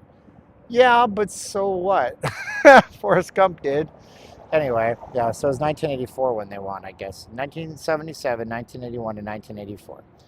And they've won 4 AFC titles. 1 AFL title, because it was not the NFL, I guess, 1967. There you go. All right. You guys are amazing. I love you guys. You guys are fantastic. We'll see you on Friday. You're the best audience on YouTube. I want you to know that. Thank you for supporting us on the channel. Thank you for everything that you guys do. And I think overall, I want you guys to remember something, because it's really, really easy to be negative these days. The whole world wants you to be negative. Everybody wants you to be negative. Everybody wants you to, I don't know. They want you to have an internal struggle so they can sell you solutions and stuff like that. But the real challenge is that it's all inside of you, and it's inside of your head, man. So every day, and I hope you're doing it, you wake up, you express your gratitude and your love for something in your life. Because you don't want to compare yourself to other people, and you don't want to say, well, at least I'm better than that guy at work. That's not the way to do it. But you got to remember that you're lucky enough to be born into the richest country that ever existed, or one of them if you're watching this. And you're lucky enough to live in a country where they're not going to kick down your door and ask you for your papers. And you're lucky enough to live in a country where you have pretty much every opportunity presented to you. You have all the information that ever existed at the tip of your fingers. You have hopefully the use of both your legs, both your arms, both your eyes, both your ears, and your voice. So if you are going to let other people affect you, if you're going to let the news affect you, if you're going to let all that stuff get into your head, you're just fueling somebody else's empire, right? So I stopped reading X as much because it was getting into my head and I had to stop. And so I would read the news. Now I limit that, so put out all those distractions that are causing you to lose focus about what's important to your life. What's important to your life is your family, whether they're adopted family or your biological family. If your biological family sucks, guess what? There's nothing you can do about it. You're a genetic lottery. Somebody got hot and horny for another person and now you exist. Choose better people. Adopt a better family. Make a better situation for yourself. Because nobody's going to come and save you. I don't care if Donald Trump's president. I don't care if Joe Biden's the president. You don't have excuses. You have the ability to live a fantastic and wonderful life. And if you choose to do that, you'll choose to do that. How do you do that? Get on YouTube, do some research, get with an AI, say my life sucks for these reasons. What's the one thing I can do right now that will solve my problems in the long run? And I can start on it right now. Little things. Before Jordan Peterson was famous for being a political talking head, he was just a clinical psychologist at the University of Toronto. And he said that a lot of the things that he would tell his clients that came in depressed, he would ask them simple things. And he would say, what does your house look like? And the house usually was in tatters because depression does that to people. I've been going through depression for the past year. You guys may have smelt that on me because I've been nasty. And one of the things he would tell people to do is clean your room. Clean your immediate living space. Why? I can't. My house is a mess. I'm a hoarder. Well, hoarder's different. But you know what? My house is a mess. Start in the corner. Start in the corner. You got a pile of mail. You don't want to go through it. It's 20 deep. You know it's full of debt collectors. You know it's full of bullshit. It's a cancellation notice for your cable company. 2 pieces of mail. Can you get through 2 pieces of mail? And if you can, do another one. And if you can do 3, I bet you can do 4. And then that pile of mail is gone and dealt with, right? And then you go, well, the mail's gone. This little tiny part of my kitchen counter is clean. What else can I do? I got a whole mess of dishes. Can you wash 2 dishes and dry them and put them away? Sure. And if you can wash 2, you can wash 4. And before you know it, bit by bit, piece by piece, all the environmental distractions are gone out of your life. And now you look around and you feel like you accomplished something. So Jordan Peterson would tell people to clean your room. Start with your environment. I am not a doctor, psychiatrist, psychologist. I'm a high school dropout, and I'm okay saying that. Stay in school. Tell your kids to stay in school. They might think they're going to quit school and become an influencer. Bad idea. But all I know to be certain is that most depression is situational. It's a situational. It's the people you associate with. It's the stuff you get yourself into. And so take extreme accountability for your life. Sit down, write your current situation, rip the Band-Aid off, and say all the reasons things are shit right now. And then say, this is how I want my life. And then clean your room. I love you guys. I'll talk to you later. Bye.